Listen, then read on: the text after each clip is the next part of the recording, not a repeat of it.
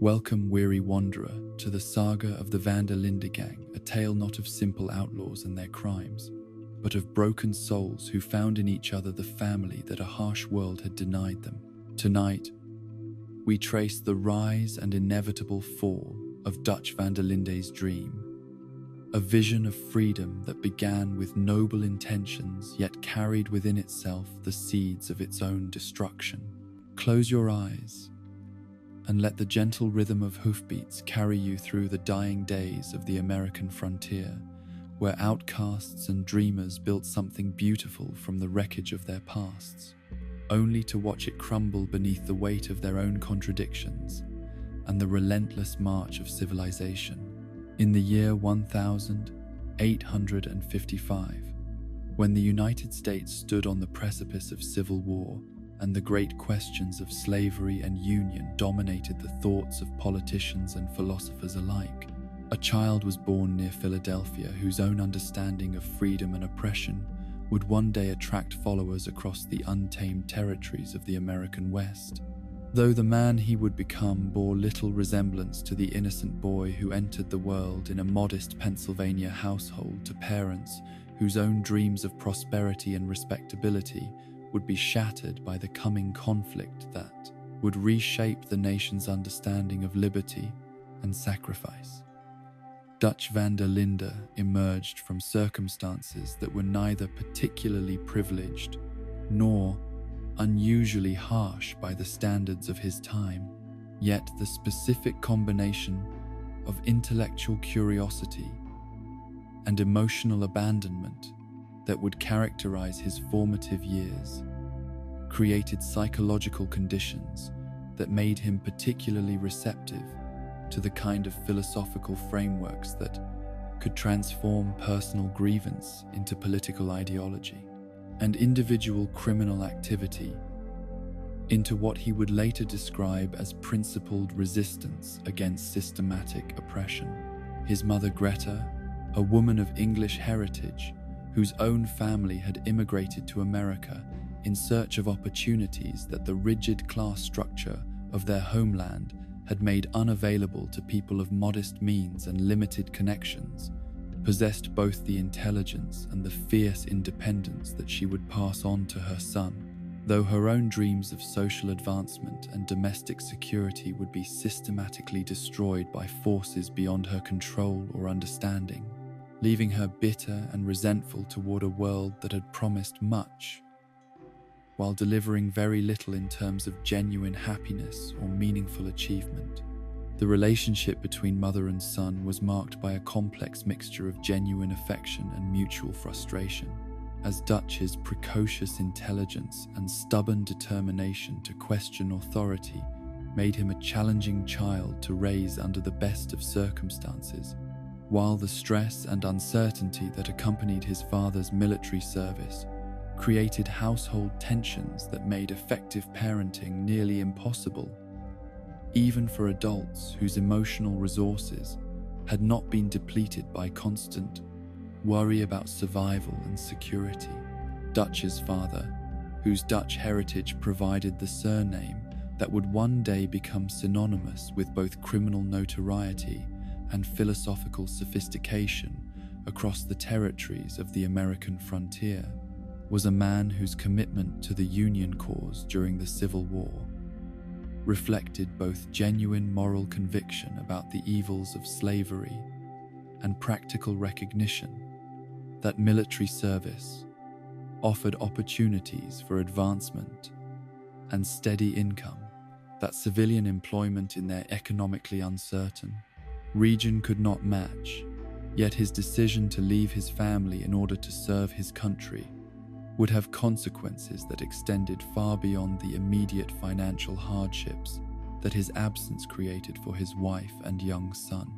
The news of his death in battle reached the van der Linde household through the same impersonal military channels that delivered similar notifications to thousands of other families whose personal tragedies were reduced to bureaucratic statistics in the larger accounting of victory and defeat that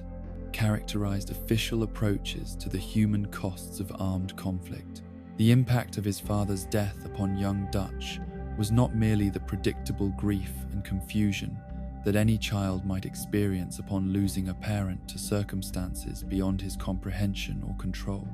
but also the beginning of a lifelong pattern of viewing personal loss and disappointment through the lens of larger political and social forces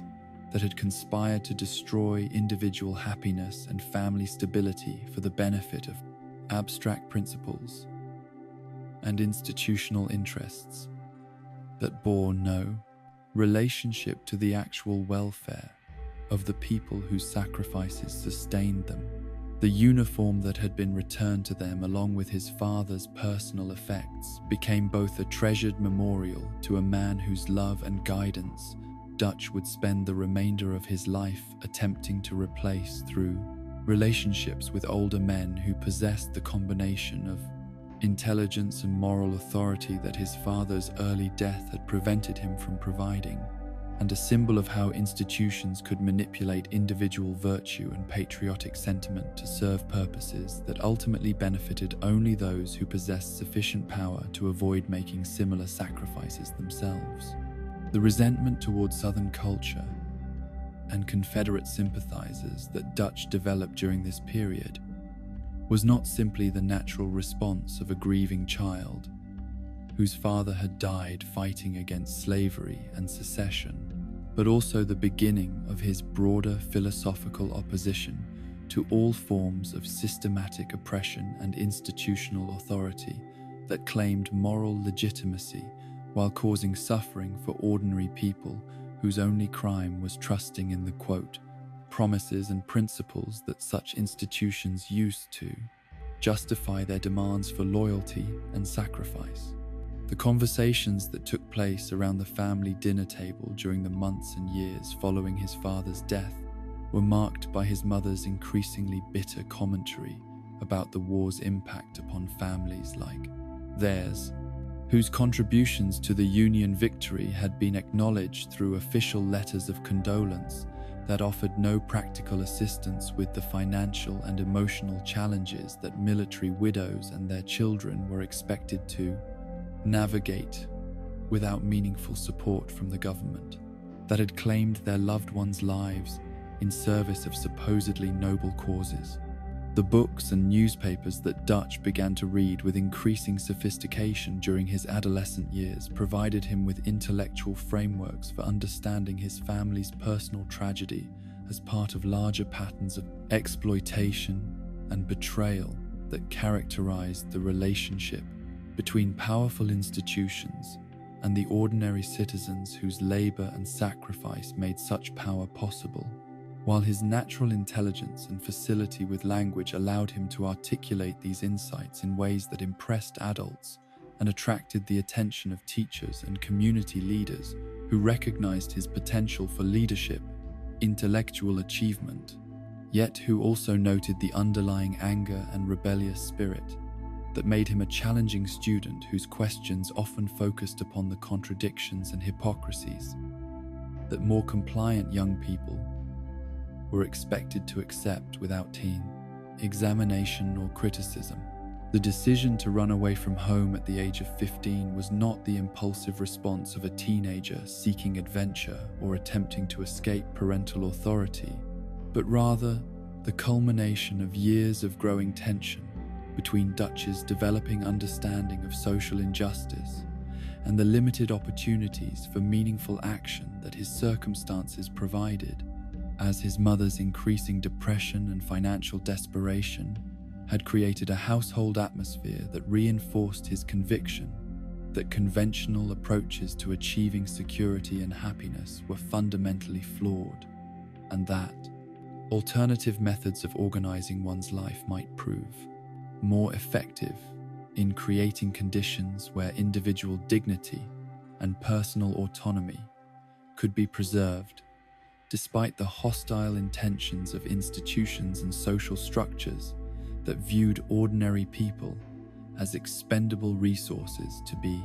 exploited for purposes that bore no relationship to their own welfare or desires.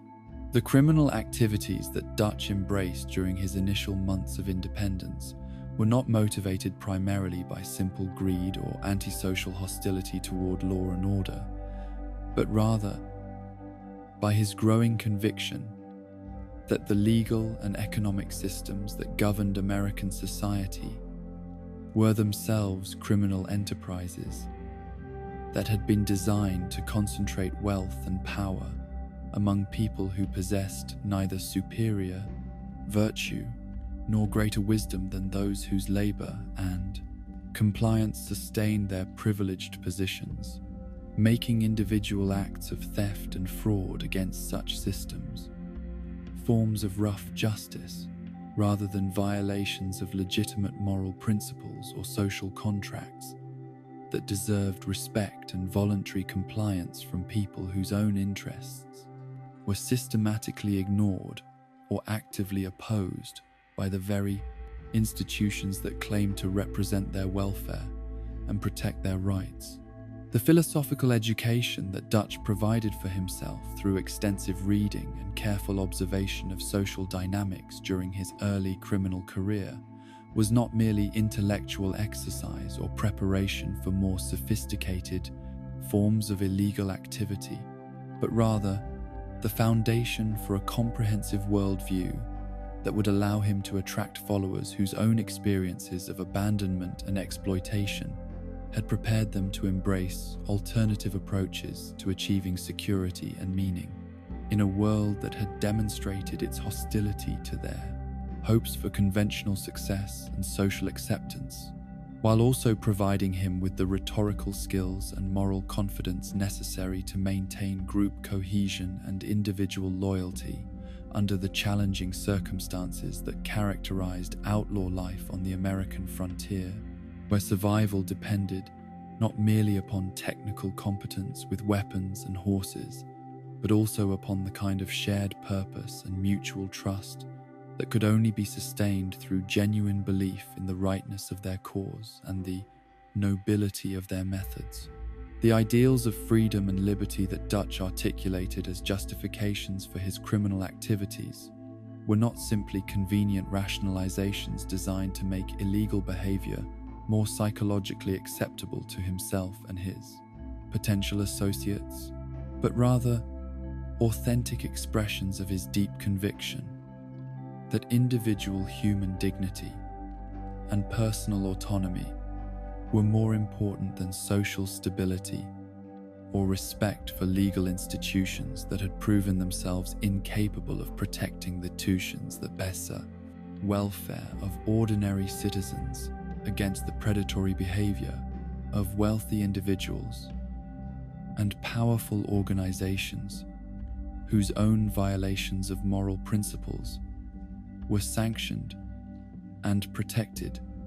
by the very legal systems that criminalized the survival strategies of people who lacked comparable resources and political influence. The American frontier that beckoned to him during this period represented not merely an escape from the immediate consequences of his criminal behavior, but also the possibility of creating alternative forms of social organization that could honor the democratic principles and egalitarian values that the established political system claimed to represent, while systematically betraying through policies and practices that concentrated benefits among the already privileged while distributing costs and sacrifices among those who possessed neither the power to resist nor the resources to seek alternative arrangements. The encounter that would change the trajectory of Dutch van der Linde's life and ultimately provide him with the partnership that would make possible the realization of his dreams of building a criminal organization based upon principles of mutual loyalty and shared commitment to social camia. Justice occurred during the mid-1870s, when his own skills as a confidence man had developed to the point where he could support himself comfortably through various forms of fraud and theft, while also maintaining the kind of mobile lifestyle that allowed him to avoid the legal consequences of his activities while continuing his informal education in philosophy and social criticism that provided intellectual justification for his chosen way of life. The man who would become his closest friend and most trusted advisor had followed a similar path toward criminal activity, though his own motivations and methods reflected personality traits and life experiences that complemented, rather than duplicated, Dutch's approach to the practical and moral challenges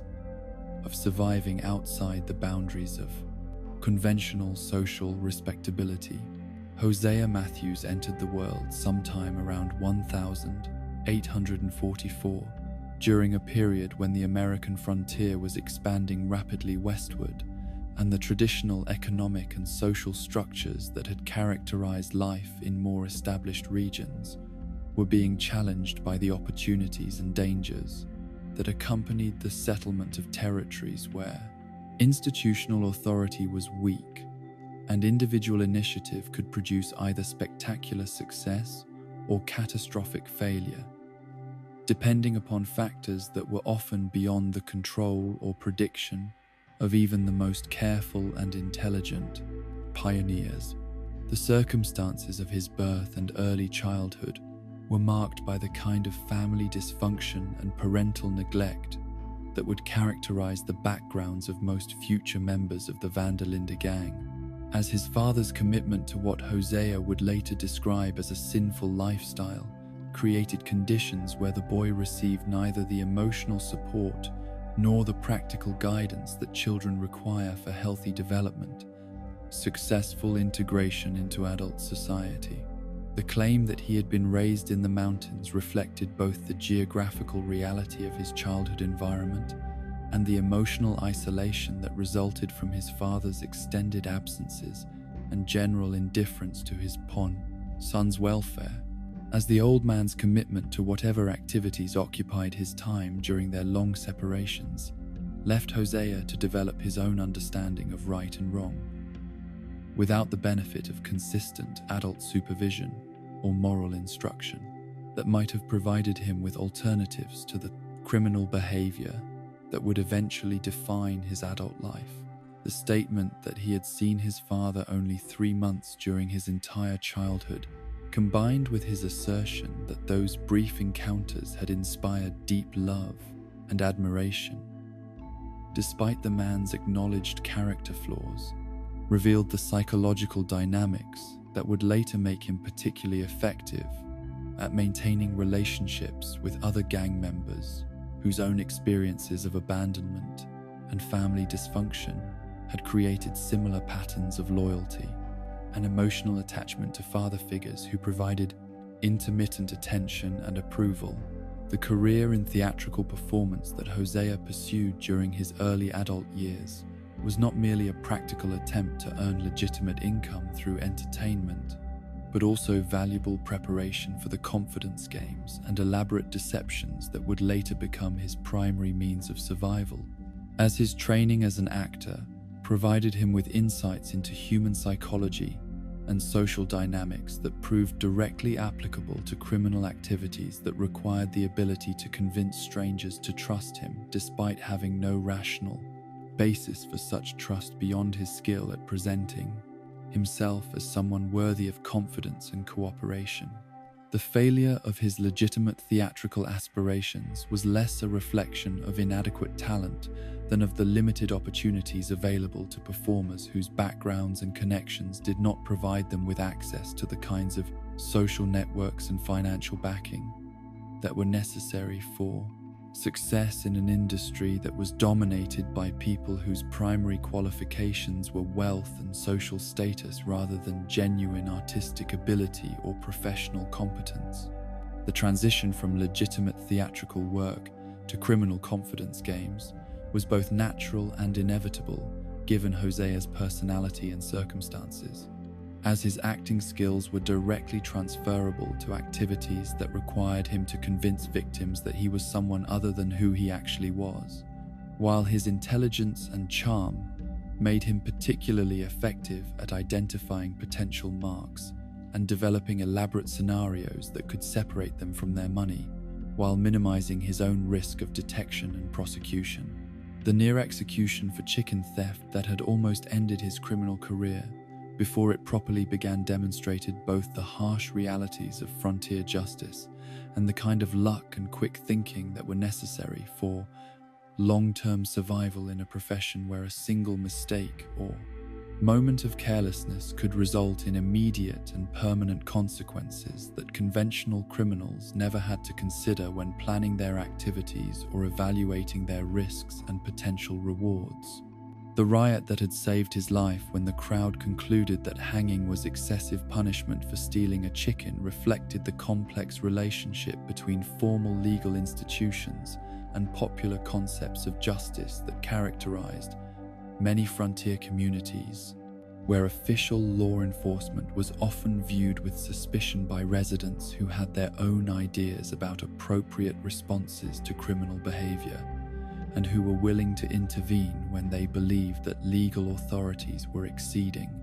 reasonable bounds in their pursuit of order and deterrence. The experience of coming so close to death for such a relatively minor offense had a profound impact upon Hosea's subsequent approach to criminal activity, making him more cautious and calculating in his selection of targets and methods, while also reinforcing his conviction that legal institutions were fundamentally arbitrary and unreliable instruments of justice that could not be trusted to respond proportionally to actual harm or to consider individual circumstances when applying general principles and standard punishments. The reputation that Hosea developed during the years leading up to his encounter with Dutch van der Linde was that of a skilled and reliable confidence man, whose elaborate schemes and persuasive personality made him both successful and relatively safe from the kind of violent confrontations that characterized the careers of criminals who relied primarily upon intimidation and force rather than intelligence and manipulation. Yet his own assessment of his abilities was sufficiently realistic that he recognized the encounter with Dutch as a meeting with someone whose skills exceeded his own in ways that could prove either extremely beneficial or extremely dangerous, depending upon how their relationship developed and what purposes their combined talents might serve. The mutual recognition of superior ability and compatible temperament that characterized their initial interaction created the foundation for a partnership that would endure for decades and would ultimately attract followers whose own skills and personalities complemented the different, but equally valuable contributions that each man brought to their shared enterprise. The road to Chicago, where their paths first crossed during the late 1870s, was not merely a geographical location, but also a symbolic representation of the opportunities and dangers that characterized American frontier life during this period,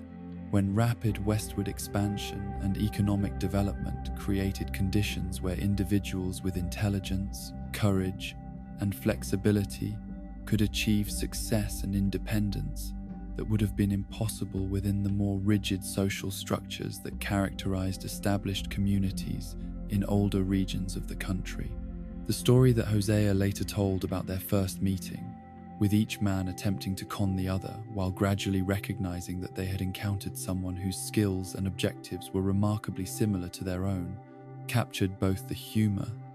and the underlying respect that would characterize their relationship throughout the many years of criminal partnership and genuine friendship that followed their initial encounter. The yarn about his father, the ambassador, and his supposed need for assistance in returning to Paris that Hosea spun for Dutch's benefit was not merely an elaborate lie designed to separate a potential mark from his money, but also a demonstration of the kind of creative storytelling and psychological insight that made him particularly effective at identifying what different types of people wanted to hear and providing them with narratives that satisfied those desires while advancing his own interests and objectives. The discovery that Dutch had managed to relieve him of both his money and his gun while he was focused upon his own deceptive scheme revealed not only his target's superior technical skills, but also the kind of calm confidence and strategic thinking that suggested possibilities for cooperation, rather than competition between two men whose talents were complementary rather than duplicative. The laughter that accompanied their mutual recognition of each other's abilities, and the spontaneous decision to face the future together, represented more than simple appreciation for professional competence, but rather the beginning of a genuine friendship based upon shared values and compatible personalities that would provide the emotional foundation for the criminal organization they would eventually build around principles of mutual law, loyalty, and collective commitment to objectives that transcended simple material gain or personal advancement. The partnership between Dutch van der Linde and Hosea Matthews was not merely a practical arrangement between two criminals who recognized the advantages of cooperation, but rather the union of complementary temperaments and skills that created possibilities for achieving goals that neither man could have accomplished alone, while also providing each with the kind of intellectual stimulation and emotional support that had been largely absent from their previous experiences of isolation and self-reliance. The success of their early collaborations, including the elaborate confidence scheme in Kettering, Ohio, that had resulted in their temporary imprisonment and subsequent escape, demonstrated both their individual abilities and their effectiveness as a team,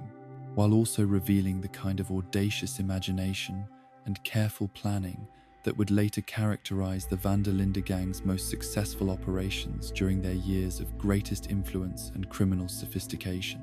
The prison break that had left the local sheriff tied up in his own jail cell while Dutch and Hosea made off with hundreds of dollars from their fictitious Portuguese shipping company scheme was not merely a successful criminal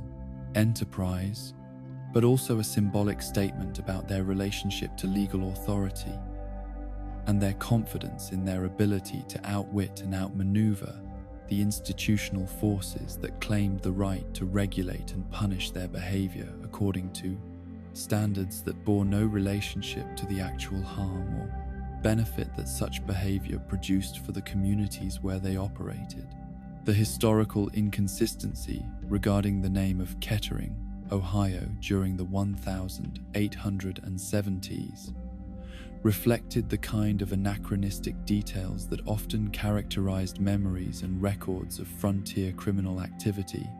where precise dates and locations were less important than the general patterns of behavior and relationship that defined the outlaw lifestyle and created the legends that would eventually obscure the more mundane realities of day-to-day survival and criminal enterprise that actually characterized the lives of people whose activities took place outside the normal channels of social documentation and historical record-keeping. The bond that had been forged between Dutch and Hosea during their early years of partnership created the foundation upon which they would eventually build a criminal organization that attracted followers whose own experiences of social rejection and institutional betrayal had prepared them to embrace alternative approaches to achieving security and meaning that conventional society had failed to provide through legitimate channels and socially acceptable methods of personal advancement and community participation. The boy who would become Arthur Morgan entered a world that had already demonstrated its capacity for casual cruelty and systematic indifference to individual suffering, being born around 1863 in the northern United States, to parents whose own struggles with poverty and social displacement had created household conditions that were marked more by survival necessity than by the kind of nurturing attention that children require for healthy, emotional, development, and successful integration into adult society. Beatrice Morgan, his mother, was a woman whose own dreams of domestic security and family happiness had been gradually worn away by the harsh realities of frontier life and the constant uncertainty that accompanied their family's economic circumstances, while his father, Lyle Morgan, represented the kind of man whose fundamental decency and good intentions were consistently undermined by character weaknesses and poor judgment that created problems faster than his limited skills and resources could solve them,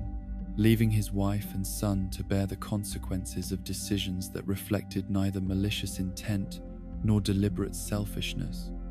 but rather the kind of moral and practical inadequacy that characterized men who had been shaped by tame circumstances that rewarded immediate gratification over long-term planning and individual survival over family responsibility. The death of Arthur's mother, while he was still young enough to require extensive parental care and guidance, created the first of many abandonment experiences that would shape his understanding of human relationships and his expectations about the reliability of emotional connections, as the loss forced him to confront the reality that even people who genuinely loved him could disappear from his life through circumstances beyond anyone's control or prediction, leaving him with memories of affection and security that served primarily to highlight how completely his current circumstances failed to provide either the practical support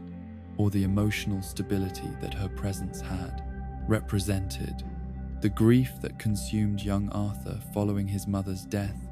was complicated by his recognition that his father's response to the loss seemed to involve increased drinking and decreased attention to the responsibilities of single parenthood, creating conditions where the boy was forced to develop forms of self-reliance and emotional independence that were both premature and inadequate for someone whose fundamental need was for consistent adult guidance and unconditional love, rather than the burden of having to care for a parent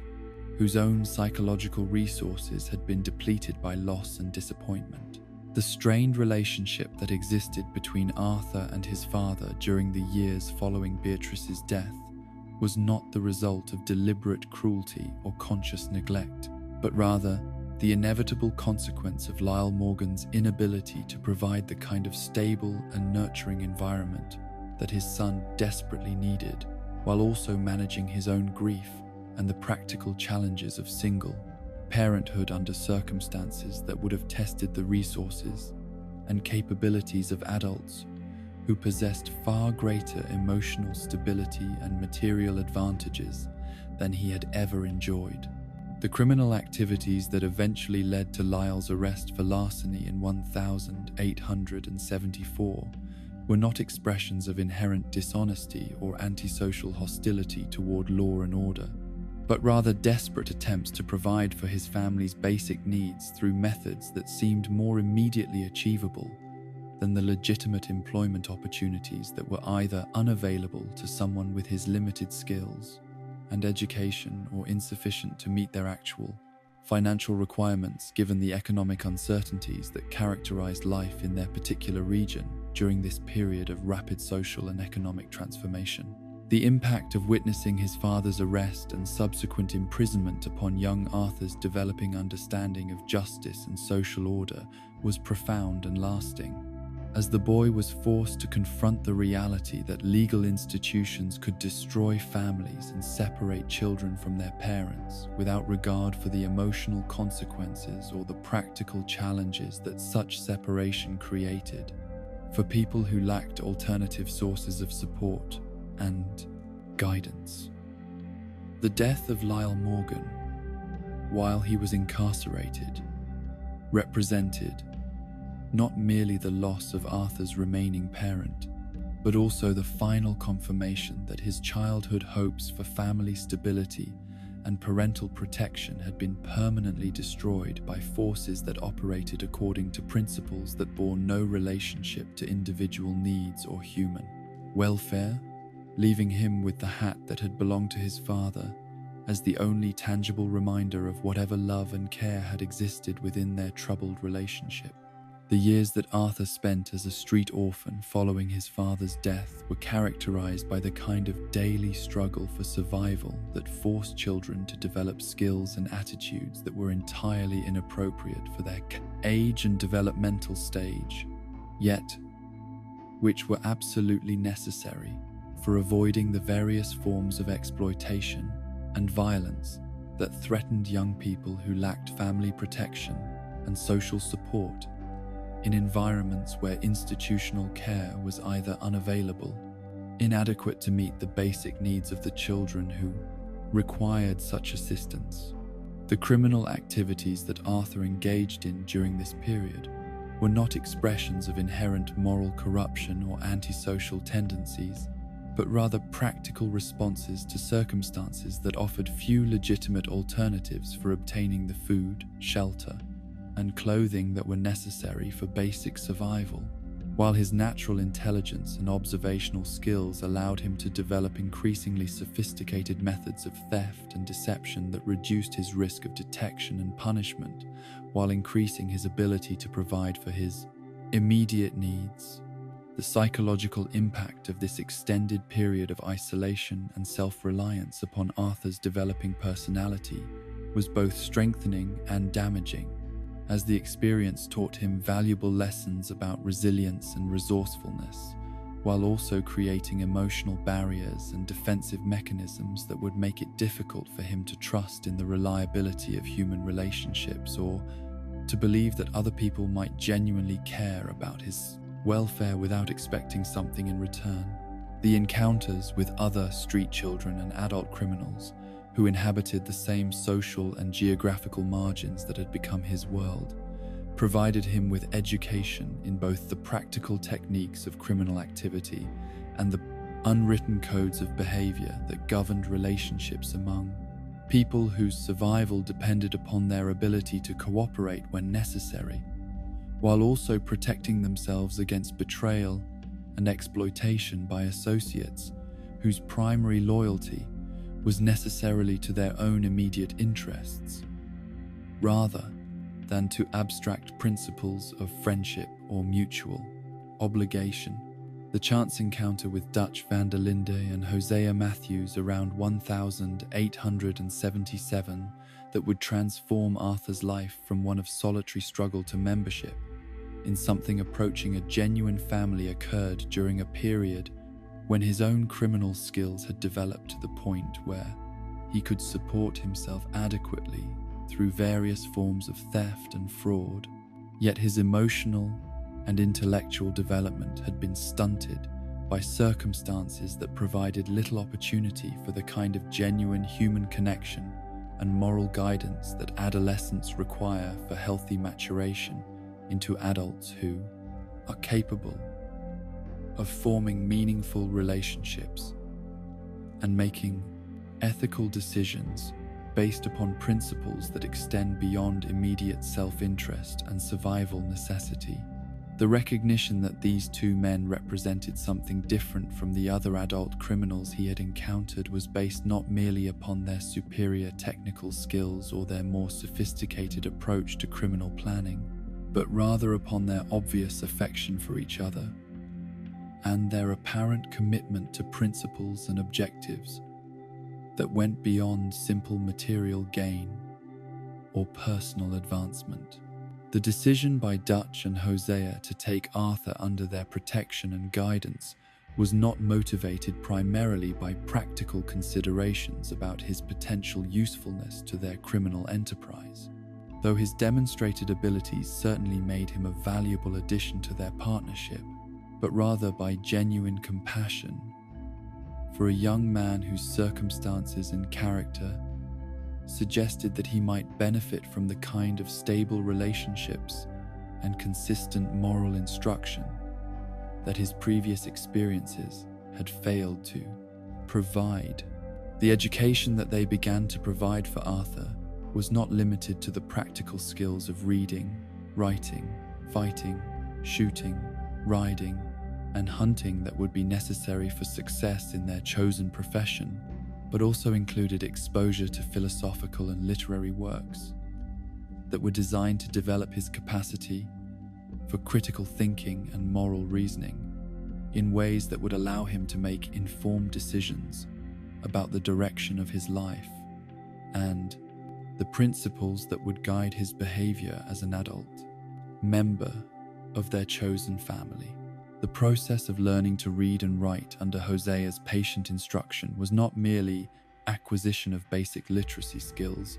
but rather the opening of intellectual and emotional possibilities that had been entirely unavailable to Arthur during his years of street survival, as books and written materials provided him with access to ideas and perspectives that expanded his understanding of human experience, while also offering examples of heroism and moral complexity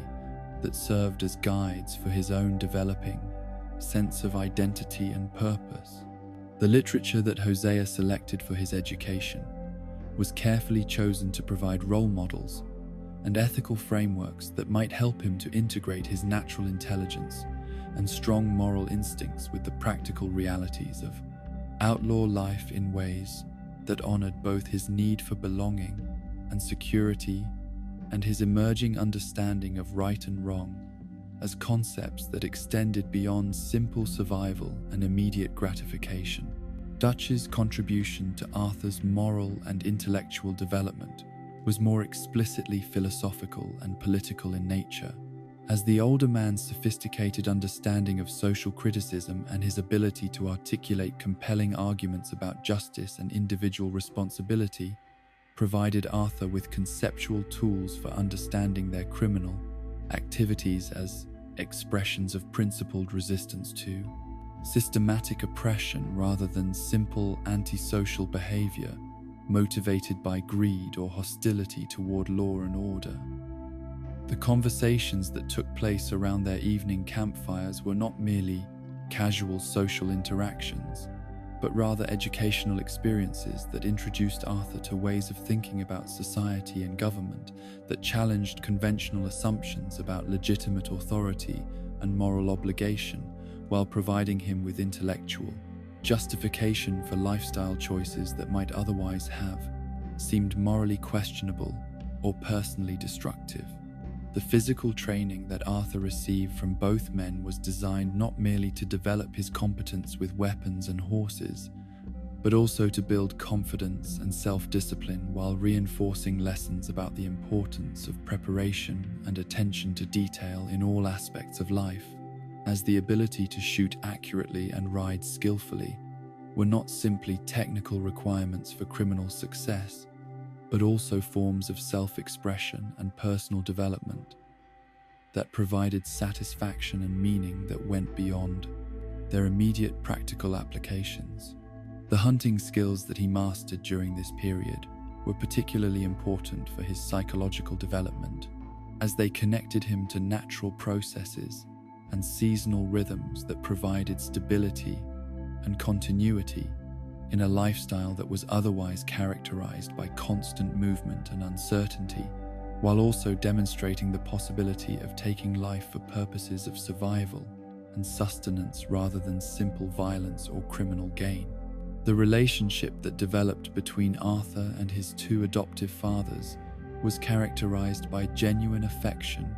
and mutual respect that went far deeper than simple convenience or practical cooperation,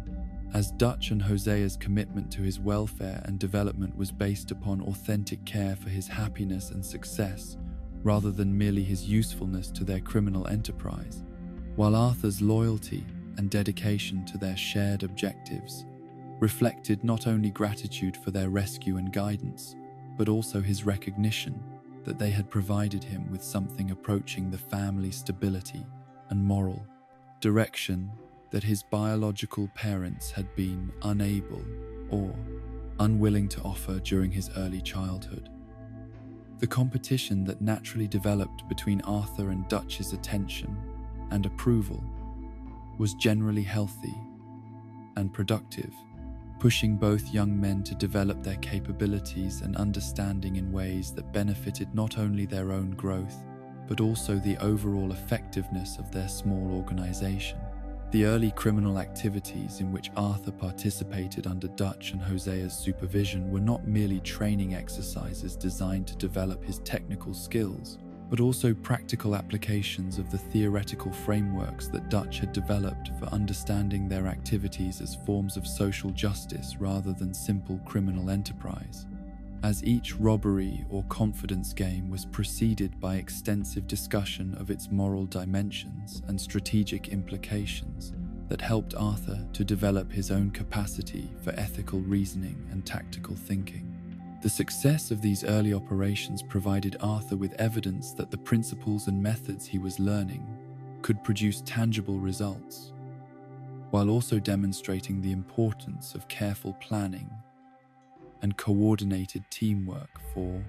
achieving objectives that required both individual competence and collective discipline. The domestic routines that gradually developed around their small family unit provided Arthur with his first experience of stable household relationships and predictable daily patterns since his mother's death, as the simple rituals of shared meals and evening conversations created forms of emotional security and social connection that had been entirely absent from his years of street survival, while also demonstrating the possibility of combining criminal activity with genuine human warmth and mutual care in ways that honored both practical necessity and deeper human needs for belonging and acceptance.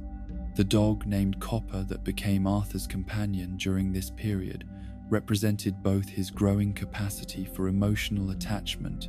and his developing sense of responsibility for the welfare of creatures that depended upon his care and protection, while the animal's presence also provided continuity and comfort during times when the demands of outlaw life required extended periods of separation from the stability of their base camp. The philosophical discussions that were regular features of their evening gatherings provided Arthur with intellectual stimulation and moral guidance that went far beyond anything his previous circumstances had offered, as Dutch's sophisticated understanding of social criticism and Hosea's practical wisdom about human nature combined to create educational opportunities that challenged him to think deeply about questions of justice, loyalty, and individual responsibility, while also providing him with frameworks for understanding their criminal activities within larger contexts of social and political struggle that gave meaning and purpose to lifestyle choices that might otherwise have seemed merely destructive or antisocial. The books that they read together and discussed in detail were not simply entertainment or cultural enrichment, but rather tools for developing Arthur's capacity for moral reasoning and critical thinking in ways that would allow him to make informed decisions about his own behavior and commitments as he matured into an adult member of their chosen family. The transformation of Arthur Morgan from desperate street orphan into confident and capable young outlaw was not merely a matter of acquiring new skills and knowledge, but rather the development of a complete identity and sense of purpose that integrated his natural intelligence and moral instincts with the practical demands of criminal life in ways that allowed him to find meaning and satisfaction in activities and relationships that honored both his need for security and belonging and his emerging understanding of justice and individual responsibility. The man who emerged from this process of education and socialization possessed a combination of technical competence and ethical sophistication that would serve him well throughout his adult life, while the emotional bonds that had been formed with Dutch and Hosea created foundations for loyalty and commitment that would influence his choices and behavior for decades to come, even when circumstances eventually forced him to question the wisdom and moral authority of the men who had rescued him from childhood destitution and provided him with everything he valued about himself and his place in the world. The period following Arthur's integration into their small family was marked by Dutch's romantic involvement with Susan Grimshaw, a woman whose own background and circumstances had prepared her to appreciate the security and companionship that association with their successful criminal enterprise could provide, while her practical skills in household management and her understanding of outlaw life made her a valuable addition to their domestic arrangements and operational capabilities. The relationship between Dutch and Susan was characterized by genuine affection and mutual respect, yet it also carried within itself the seeds of future complications and conflicts that would arise when Dutch's attention and emotional energy began to shift toward other women whose personalities and backgrounds offered different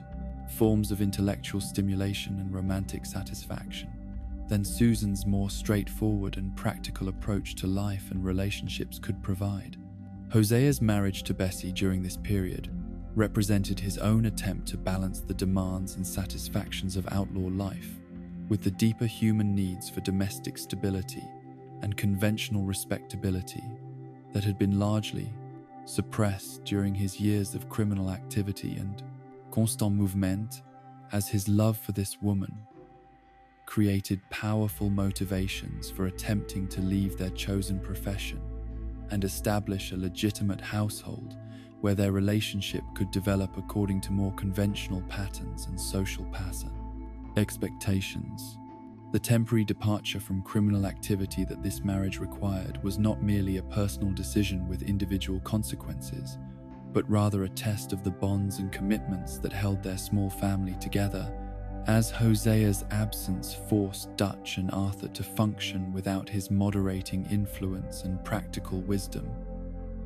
while also raising questions about the permanence and reliability of the relationships that had seemed so stable and enduring during their previous years of shared danger and mutual dependence. The failure of Hosea's attempt to maintain a legitimate lifestyle, despite his love for Bessie and his genuine desire to provide her with the security and respectability that conventional marriage was supposed to offer, demonstrated both the powerful attractions of outlaw life for people whose personalities and circumstances had made them unsuitable for normal social roles, and the practical difficulties of abandoning criminal activity once the skills and relationships and psychological patterns associated with such activity had become central to one's identity and sense of purpose. Bessie's willingness to remain with Hosea despite the obvious risks and social complications that his return to criminal activity created for their relationship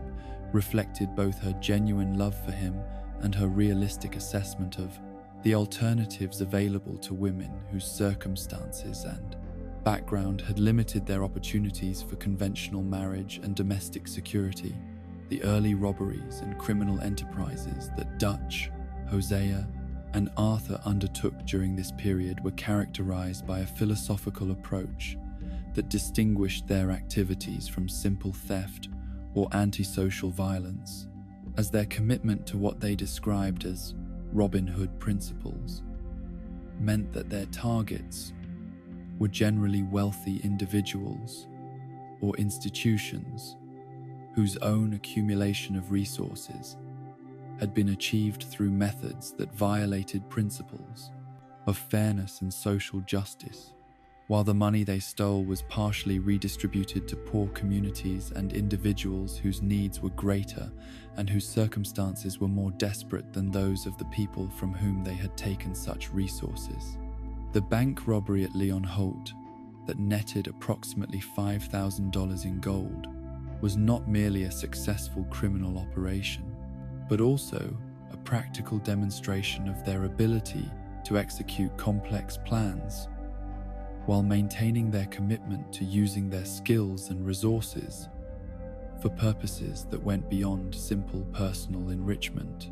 The distribution of stolen money to orphanages and impoverished families following their successful robberies was not merely a public relations gesture designed to gain community support or reduce law enforcement pressure, but rather a genuine expression of their belief that wealth should be redistributed according to need rather than concentrated among people whose only qualification was their ability to exploit legal and economic systems that had been designed to protect existing advantages rather than promote genuine fairness or social justice. The positive response that these charitable activities generated among poor communities provided Dutch with evidence that his philosophical framework had practical applications and social support, while also reinforcing his conviction that their criminal activities served higher purposes than simple material gain or personal advancement. The wanted poster that began to circulate with Dutch's name and description following their successful bank robbery represented both recognition of their effectiveness and the beginning of increased law enforcement attention that would gradually make their operations more dangerous and their lifestyle more precarious, as the bounty on his head attracted professional bounty hunters and motivated local officials to devote more resources to tracking and capturing gang members whose continued success was becoming an embarrassment to authorities whose competence and effectiveness were being questioned by communities that had witnessed their inability to prevent or solve high-profile crimes. The pride that Dutch took in this official recognition of his importance as a criminal leader was balanced by his realistic understanding that increased attention from law enforcement agencies would require changes in their methods and operational security that might make it more difficult to maintain the kind of open and generous relationship with local communities that had previously characterized their approach to outlaw life. The encounter with Colm O'Driscoll during the 1880s introduced Dutch to a different model of outlaw leadership and criminal organization that challenged his own philosophical assumptions about the proper relationship between gang leaders and their followers, as O'Driscoll's more ruthless and exploitative approach to managing his men reflected a purely practical understanding of criminal activity that had no place for the kind of idealistic principles and humanitarian concerns that Dutch viewed as essential components of any criminal enterprise that hoped to maintain moral legitimacy and social support. The philosophical differences between the two men were not merely abstract disagreements about theory and principle, but rather fundamental conflicts about human nature and social responsibility that made cooperation impossible. Despite their shared opposition to established authority and conventional legal institutions, the mockery that O'Driscoll directed toward Dutch's philosophical sophistication and his commitment to creating a better world through criminal activity reflected not merely personal animosity or professional jealousy, but rather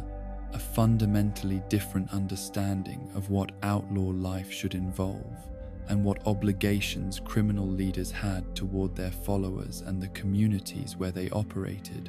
as O'Driscoll's approach was based upon the assumption that might made right, and that successful criminals had no responsibility beyond their own survival and enrichment, regardless of the costs that such success might impose upon others. The growing tension between their two organizations was thus not merely competition for territory or resources, but rather a conflict between incompatible worldviews and moral frameworks that made peaceful coexistence increasingly difficult as both gangs expanded their operations and influence throughout overlapping geographical regions. The death of Dutch's lover Annabel at O'Driscoll's hands transformed philosophical disagreement into personal blood feud, as the murder of someone Dutch genuinely loved demonstrated that O'Driscoll's approach to criminal competition included targeting non-combatants whose only connection to their conflict was their emotional importance to rival gang leaders, violating codes of behavior that Dutch viewed as essential for maintaining whatever honor and dignity were possible within outlaw life. The retaliation that followed, with Dutch killing O'Driscoll's brother, established a pattern of escalating violence that would continue for years and would eventually contribute to the moral deterioration of both organizations as the demands of sustained conflict gradually overwhelmed whatever idealistic principles had originally motivated their criminal activities, and replaced them with simple hatred and desire for revenge that acknowledged no limits or humanitarian constraints. The psychological impact of losing Annabelle was not merely grief over the death of someone he had loved, but also the beginning of Dutch's gradual transformation from an idealistic criminal philosopher into someone whose judgment and behavior were increasingly influenced by paranoia and rage, rather than the careful, moral reasoning that had previously characterized his approach to leadership and decision-making, as the personal nature of the attack upon him through someone whose welfare he had been responsible for protecting created forms of guilt and anger that would influence his relationships and choices throughout the remainder of his criminal career. The blood feud with O'Driscoll also demonstrated to other gang members that their association with Dutch carried risks that went beyond the normal dangers of outlaw life, as their own loved ones and family relationships could become targets for enemies whose methods acknowledged no distinction between combatants and civilians. The gradual abandonment of Robin Hood principles that characterized the gang's evolution during this period was not a sudden decision or conscious choice, but rather the inevitable result of pressures and circumstances that made their original charitable activities seem increasingly impractical and dangerous, as increased law enforcement attention and the ongoing conflict with O'Driscoll made it necessary to focus resources upon survival and operational security rather than community service and wealth redistribution. The introduction of Leopold Strauss and his loan sharking operation represented a fundamental betrayal of everything the gang had originally claimed to represent, as the systematic exploitation of desperate poor people violated every principle that Dutch had previously articulated about their moral obligations and social responsibilities. Yet the income that such activities generated had become necessary for maintaining their operations and supporting gang members whose welfare Dutch viewed as his primary obligation. The contradiction between their stated principles and their actual behavior created psychological tensions that would eventually contribute to the gang's dissolution, as members who had been attracted to Dutch's vision of noble criminality found themselves participating in activities that were indistinguishable from the kind of exploitation and oppression that their original philosophy had condemned. While Dutch's own ability to rationalize such contradictions through increasingly elaborate theoretical justifications demonstrated his growing disconnection from the moral clarity that had once made his leadership worthy of respect, and voluntary cooperation from people whose own ethical standards were higher than simple survival and material advancement demanded.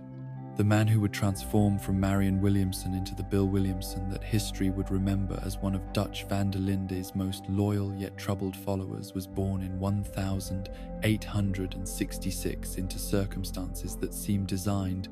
to demonstrate how completely the promise of American opportunity could be corrupted by personal weakness and social indifference, as his father's descent into alcoholism created household conditions where violence and neglect were normalized forms of family interaction, while his mother's absence or ineffectiveness left young Marion without the kind of nurturing guidance that children require for developing healthy relationships with authority figures and stable emotional connections with other human beings. The embarrassment that Marion felt about his given name, which he claimed was a family tradition that had been passed down through generations, yet which seemed to him insufficiently masculine for someone whose survival would eventually depend upon his ability to command respect through displays,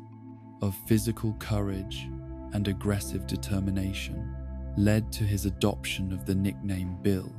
that would become his permanent identity and would serve as a symbolic rejection of whatever feminine influences or gentle expectations his birth name might have represented within the context of his family's cultural background and social expectations. The alcoholism that consumed Bill's father was not merely a personal vice or character weakness, but rather a form of psychological escape from circumstances that had systematically destroyed whatever hopes and ambitions had originally motivated his immigration to America and his attempts to build a life based upon conventional notions of family responsibility and social respectability. Yet the methods he chose for managing his disappointment and frustration created additional problems faster than they solved existing ones, leaving his wife and child to cope with the consequences of behavior that was both predictable and entirely beyond their ability to control or influence through appeals to duty or affection. The household atmosphere that resulted from this dynamic was characterized by unpredictability and tension that made normal childhood development nearly impossible, as Bill could never be certain whether his father's attention would take the form of violent anger, maudlin self-pity, or complete indifference to his son's needs and welfare, creating psychological conditions that made trust and emotional openness seem like dangerous vulnerabilities rather than foundations for healthy human relationships. The criminal record that Bill began accumulating during his youth was not the result of inherent antisocial tendencies or philosophical opposition to law and order, but rather practical responses to circumstances that offered few legitimate alternatives for achieving the kind of recognition and material success that his family background and limited educational opportunities had failed to provide through conventional channels, while his natural intelligence and physical courage were channeled toward activities that brought him into conflict with legal authorities whose own understanding of justice was limited to punishment and deterrence rather than rehabilitation or genuine concern for addressing the social conditions that produced criminal behavior among young people whose circumstances had provided them with few positive role models or constructive outlets for their energy and ambition. The progression from minor infractions to more serious criminal enterprises reflected not moral deterioration, but rather Bill's realistic assessment of what skills and opportunities were available to someone whose background and social connections excluded him from legitimate paths toward achieving the kind of masculine identity and material security that American society claimed to offer to young men who were willing to work hard and follow established rules. The decision to join the army represented Bill's genuine attempt to redirect his life towards socially acceptable channels, while also satisfying his need for the kind of structured environment and clear hierarchy that his chaotic family circumstances had never provided, as military service offered both escape from his immediate problems and the possibility of developing skills and earning recognition that might eventually translate into civilian opportunities for advancement and respectability that had previously seemed impossible, given his criminal record and lack of family support or social connections. The assignment to the 15th Infantry and the combat experiences that followed against Native American tribes provided Bill with his first sustained exposure to organized violence and systematic dehumanization of designated enemies, creating psychological conditions that would influence his approach to conflict resolution and his understanding of appropriate responses to threats against his own welfare and the security of people whose loyalty and friendship he had earned through shared danger and mutual dependence. The military campaigns that Bill participated in during his service were not merely professional duties carried out according to official orders and established military protocol, but rather practical education in the methods that governmental institutions use to eliminate obstacles to territorial expansion and resource exploitation. demonstrating through direct experience how legal, authority, and moral justification could be constructed to legitimize activities that serve the interests of powerful individuals and organizations, while imposing costs upon people who lacked sufficient political influence or military capability to protect themselves against systematic oppression disguised as law enforcement or national security measures. The skills that Bill developed during these operations were not limited to technical competence with weapons and tactical coordination, but also included psychological conditioning that made violence seem like a normal and appropriate response to conflicts that could not be resolved through negotiation or compromise, creating mental patterns that would influence his behavior throughout his subsequent civilian life. The dishonorable discharge that ended Bill's military career in 1892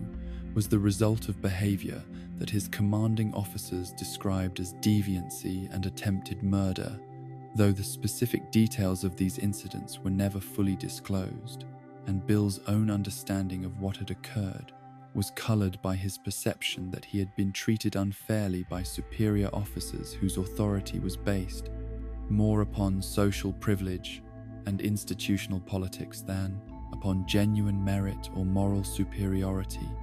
creating resentments and defensive justifications that would influence his subsequent relationships with all forms of organized authority and established hierarchy.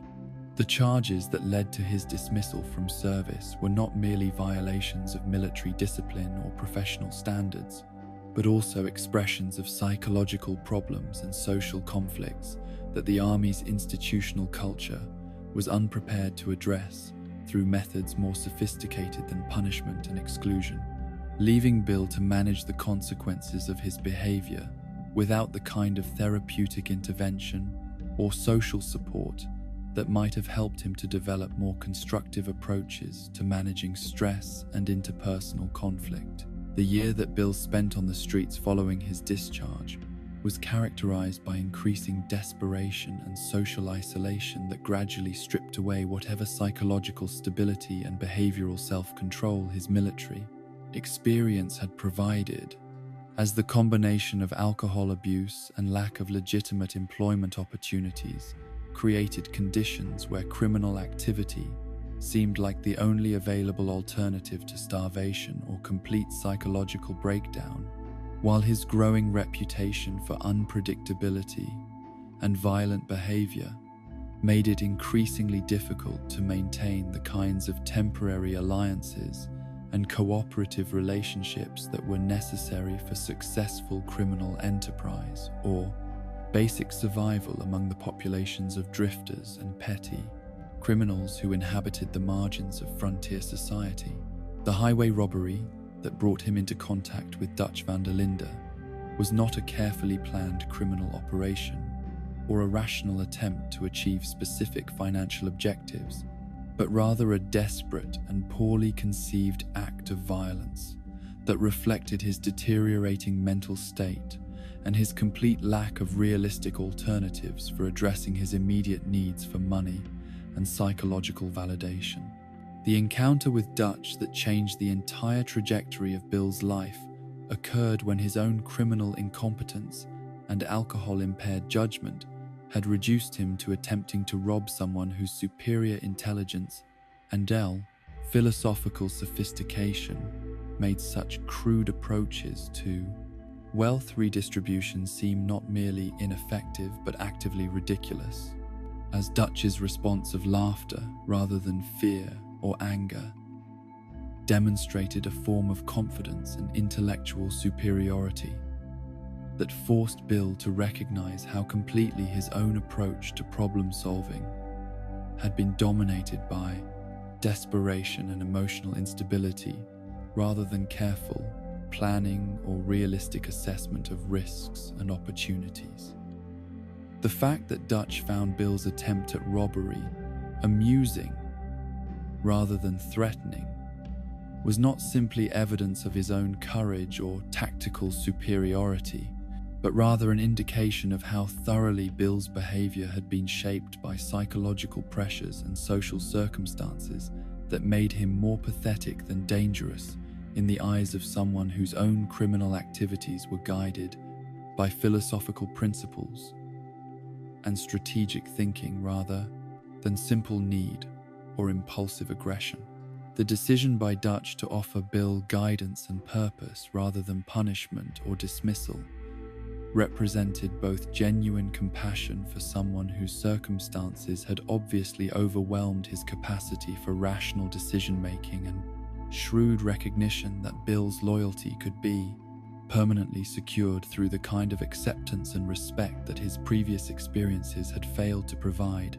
while his demonstrated willingness to resort to violence and his lack of strong family connections or alternative social obligations made him a potentially valuable addition to a criminal organization that required members who could be relied upon to follow orders and support collective objectives, even when such support required personal sacrifice or participation in activities that conventional morality would condemn. The transformation that Dutch accomplished in Bill's understanding of himself and his place in the world was not merely practical rehabilitation or social rescue, but rather the provision of intellectual frameworks and moral justifications that allowed Bill to view his criminal activities as expressions of principled resistance rather than simple antisocial behavior motivated by personal inadequacy or hostile rejection of social values. The purpose that Dutch provided for Bill was not merely employment or criminal opportunity, but rather inclusion in a family structure and philosophical community that offered forms of belonging and recognition that had been entirely absent from his previous experiences of military service and civilian life. As the Van der Linde gang's commitment to mutual loyalty and collective welfare provided Bill with opportunities to demonstrate his value and earn respect through contributions that were appreciated by people whose own opinions mattered to him in ways that the approval of military officers or civilian authorities had never achieved. The loyalty that Bill developed toward Dutch and the gang was not merely gratitude for material assistance or practical rescue from desperate circumstances, but rather deep emotional attachment to people who had seen past his obvious problems and character defects to recognize qualities and potential that he had never been encouraged to develop or express through socially acceptable channels. The mysterious figure known only as Uncle represented a different category of gang member entirely, as his true identity and background remained deliberately obscured through a combination of unreliable storytelling and strategic evasion that may have reflected either genuine secrets that needed protection or simply the natural inclination of someone whose survival had long depended upon his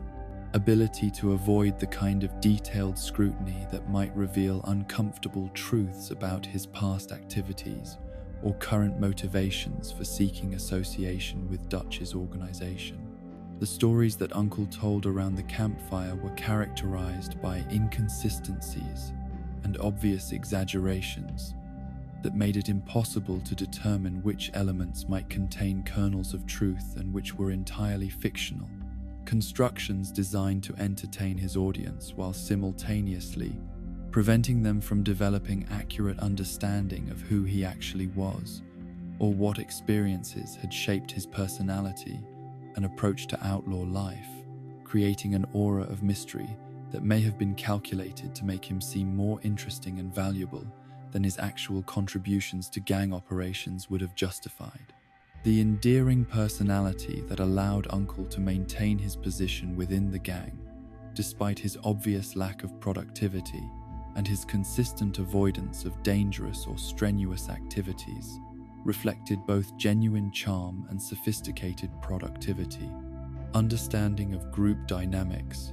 as his ability to provide entertainment and emotional support during periods of stress and uncertainty, served functions that were less visible but no less important than the more obvious contributions made by gang members whose roles involved direct participation in criminal operations or camp maintenance activities. The lazy and freeloading behavior that characterized Uncle's daily routine was not necessarily evidence of inherent character defects or parasitic exploitation of other gang members' labor and generosity, but rather a carefully cultivated persona that allowed him to avoid the kinds of responsibilities and risks that might have exposed him to dangers or moral compromises that his own ethical standards or practical limitations made unacceptable,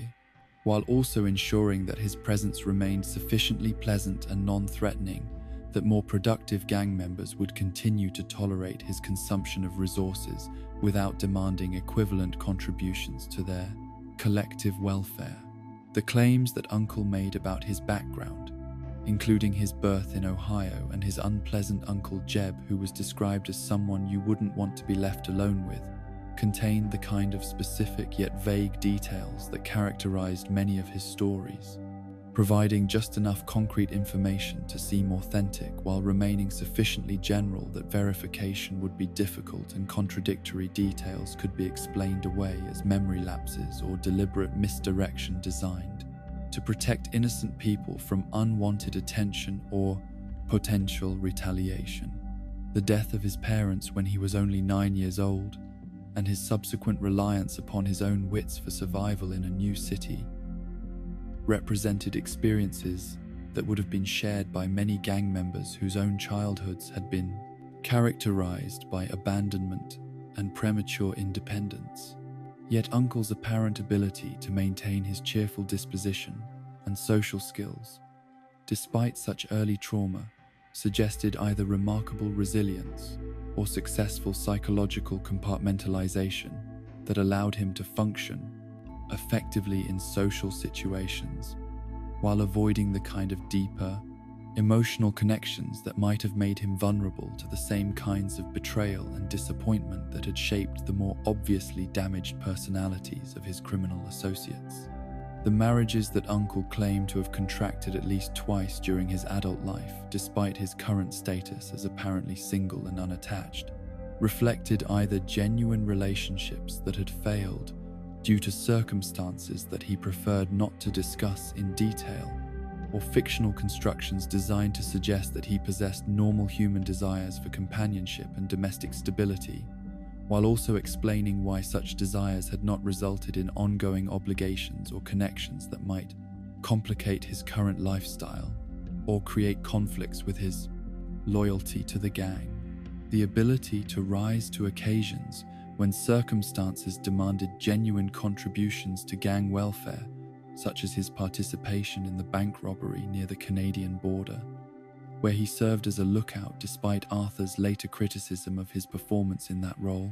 demonstrated that Uncle's lazy behavior was more strategic choice than absolute incapacity, suggesting that he was capable of useful activity when the situation was sufficiently serious to require his active participation rather than passive consumption of other people's efforts and resources. The introduction of Abigail Roberts to the Van der Linde gang in 1894 through Uncle's connections represented the addition of someone whose background and circumstances were typical of many women who found themselves associated with outlaw organizations during this period, as her young age and involvement in prostitution reflected the limited options available to females whose family situations or social circumstances had excluded them from more respectable forms of employment, while also making them vulnerable to the kinds of exploitation and violence that characterized the treatment of women whose work placed them outside the protective boundaries of conventional social respectability. The fact that she was only 17 years old when she joined the gang emphasized the tragic reality that many people who became involved in criminal activities had been forced to make adult decisions and accept adult risks and responsibilities before they possessed either the emotional maturity or the practical knowledge necessary for making informed choices about their futures and the kinds of relationships and activities that would best serve their long-term interests and welfare. The relationships that Abigail developed with various gang members before ultimately settling into her partnership with John Marston reflected both the complex social dynamics that characterized outlaw communities and the practical necessities that governed survival and security for women whose circumstances provided them with limited alternatives and uncertain protection against the various forms of physical and emotional abuse that were common features of frontier life for people who lacked family support or social connections that might have offered them safer and more stable living arrangements. The affection that eventually developed between Abigail and John was not merely romantic attraction or sexual compatibility, but rather the kind of deeper emotional connection that was based upon mutual recognition of shared vulnerabilities and complementary needs for the kinds of security and acceptance that their previous experiences had failed to provide through other relationships or social institutions.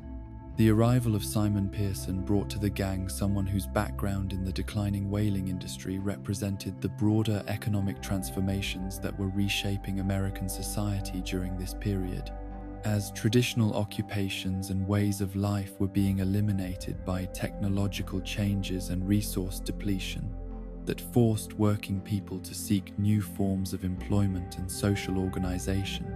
often under circumstances that provided few alternatives to criminal activity or association with organizations that operated outside the boundaries of legal business and conventional social respectability. The family tradition of whaling that Pearson had hoped to continue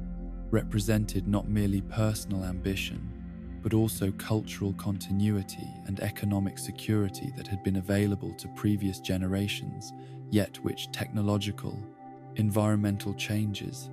had made unavailable to people whose skills and social connections were adapted to industries and ways of life that no longer provided viable foundations for achieving middle-class stability and family prosperity. The naval service that Pearson had undertaken as an alternative to the whaling career that circumstances had made impossible provided him with skills and experiences that were directly relevant to outlaw life, as his ability to function effectively under dangerous and uncertain conditions, while also managing practical challenges related to food preparation and equipment maintenance, made him a valuable addition to any organization that required people who could remain calm and competent when external pressures threatened group cohesion and individual survival. The story of being stranded at sea for 50 days represented the kind of extreme survival experience that provided both practical knowledge about managing scarce resources and psychological conditioning that allowed him to maintain morale and effectiveness, even when circumstances seemed hopeless. And group survival required forms of cooperation and mutual support that transcended normal social hierarchies and personal preferences about leadership and decision-making authority. The financial troubles that had made Pearson vulnerable to recruitment by the Linde gang were not merely personal failures or character defects, but rather consequences of economic systems and social policies that concentrated risks and costs among working people,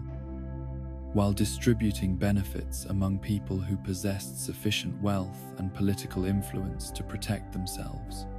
against the various forms of exploitation and predation that characterized business relationships during this period of rapid industrialization and territorial expansion. The debt-to-loan sharks that had created his immediate crisis reflected broader patterns of financial manipulation and social control that made conventional employment and legitimate business activities increasingly precarious for people whose backgrounds and resources excluded them from access to the kinds of credit and investment opportunities that allowed wealthier individuals to achieve security and prosperity through methods that were both legal and socially respectable. The rescue that the Van der Linde gang provided for Pearson was not merely humanitarian assistance or practical recruitment of needed skills, but rather an example of how criminal organizations could sometimes offer forms of protection and social support that were unavailable through legitimate institutions, creating loyalties and obligations that transcended simple employment relationships or temporary cooperation for mutual advantage. The friendships that Pearson developed with other gang members, particularly his relationship with Hosea Matthews, demonstrated that outlaw communities could provide genuine human connections and emotional support that were often superior to the kinds of relationships available within conventional society, where economic competition and social hierarchies frequently prevented the development of authentic bonds based upon mutual respect and shared commitment to collective welfare, rather than individual advancement at the expense of others. The transformation of Pearson from debt-ridden civilian into loyal gang member and camp cook represented both personal redemption and practical adaptation to circumstances that offered him opportunities to use his skills and experience in ways that were appreciated and rewarded by people whose own survival and success depended partly upon his contributions to their collective welfare, creating forms of mutual dependence and respect that were based upon demonstrated competence and reliability, rather than abstract credentials or social status that bore no relationship to actual ability or moral character. The role that he developed within the gang was not merely functional but also social, as his presence provided stability and continuity that helped to maintain group morale and cohesion during periods of stress and uncertainty,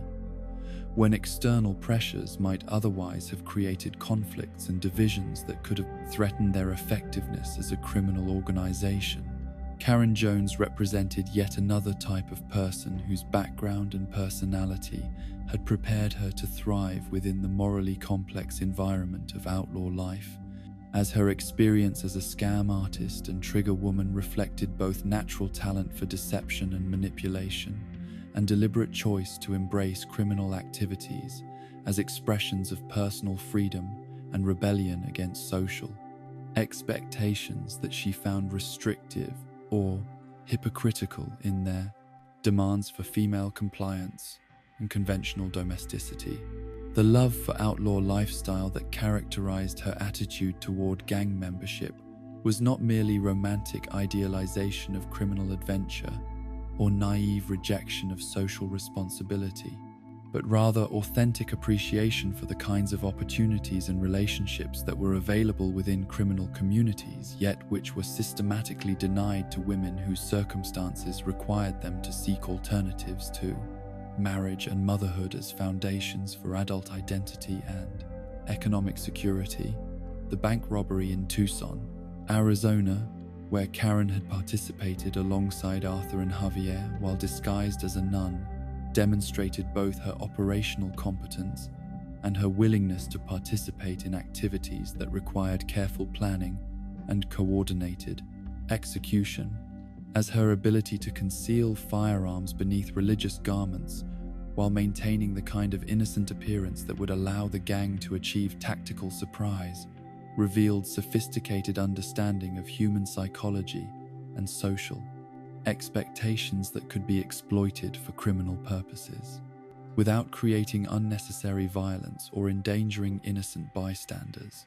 The success of this operation reflected not merely individual skills, but also the kind of teamwork and mutual trust that characterized the Van der Linde gang's approach to criminal enterprise during their most effective period, when shared philosophical commitments and genuine affection among gang members created foundations for cooperation that went far beyond simple professional collaboration or temporary alliance for mutual advantage. Orville Swanson's journey from ordained clergyman to gang member represented one of the most dramatic personal transformations among Dutch's followers,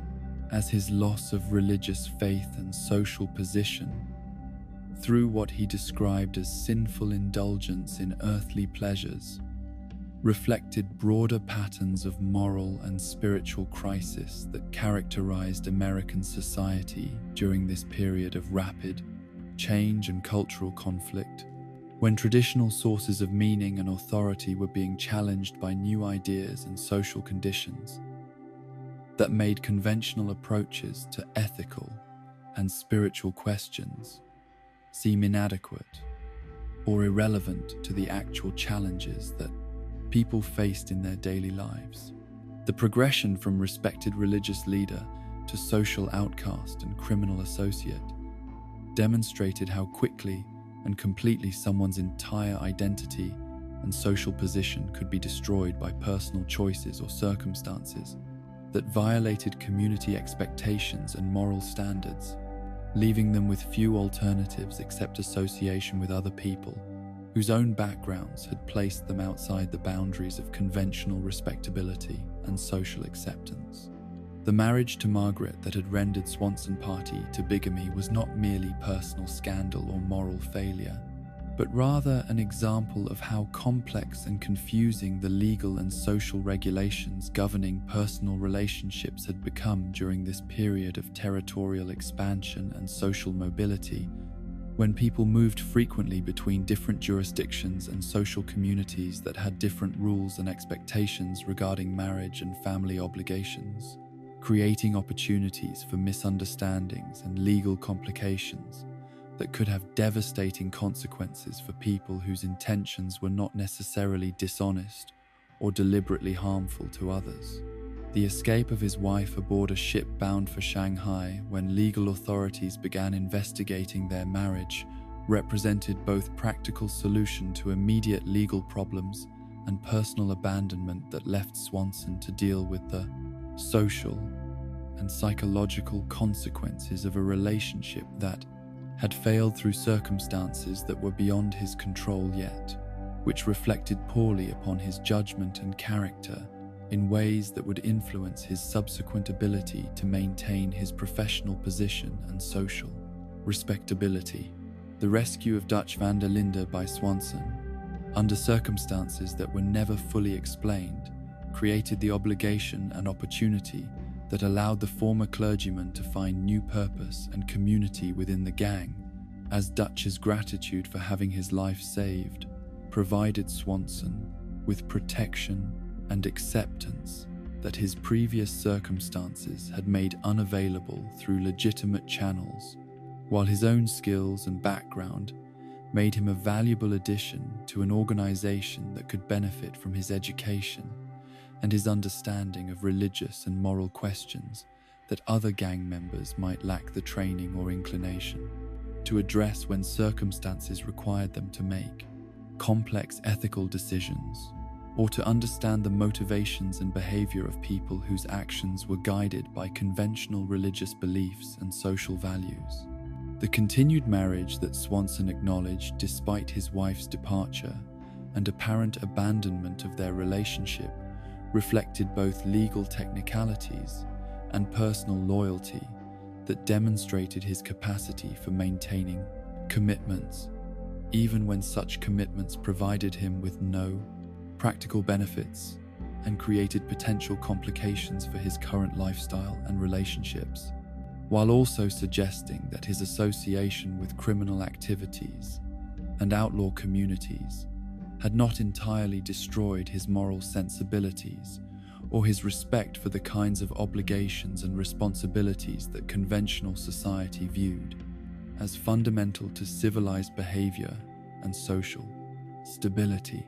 The unfulfilling nature of this continuing marriage acknowledged the practical reality that relationships based upon legal technicalities rather than mutual affection and shared circumstances were unlikely to provide the kinds of emotional satisfaction and personal support that healthy adult relationships required for their participants' psychological well-being and social development. Josiah Trelawney's complex relationship with the Van der Linde gang reflected the sophisticated approach that some people developed for managing dual loyalties and competing obligations while maintaining their effectiveness and value within multiple social contexts that had different rules and expectations regarding behavior and commitment, as his ability to disappear for months at a time, while always returning to provide valuable services and reliable friendship, demonstrated forms of strategic thinking and personal management that allowed him to honor his affections and professional relationships without sacrificing his family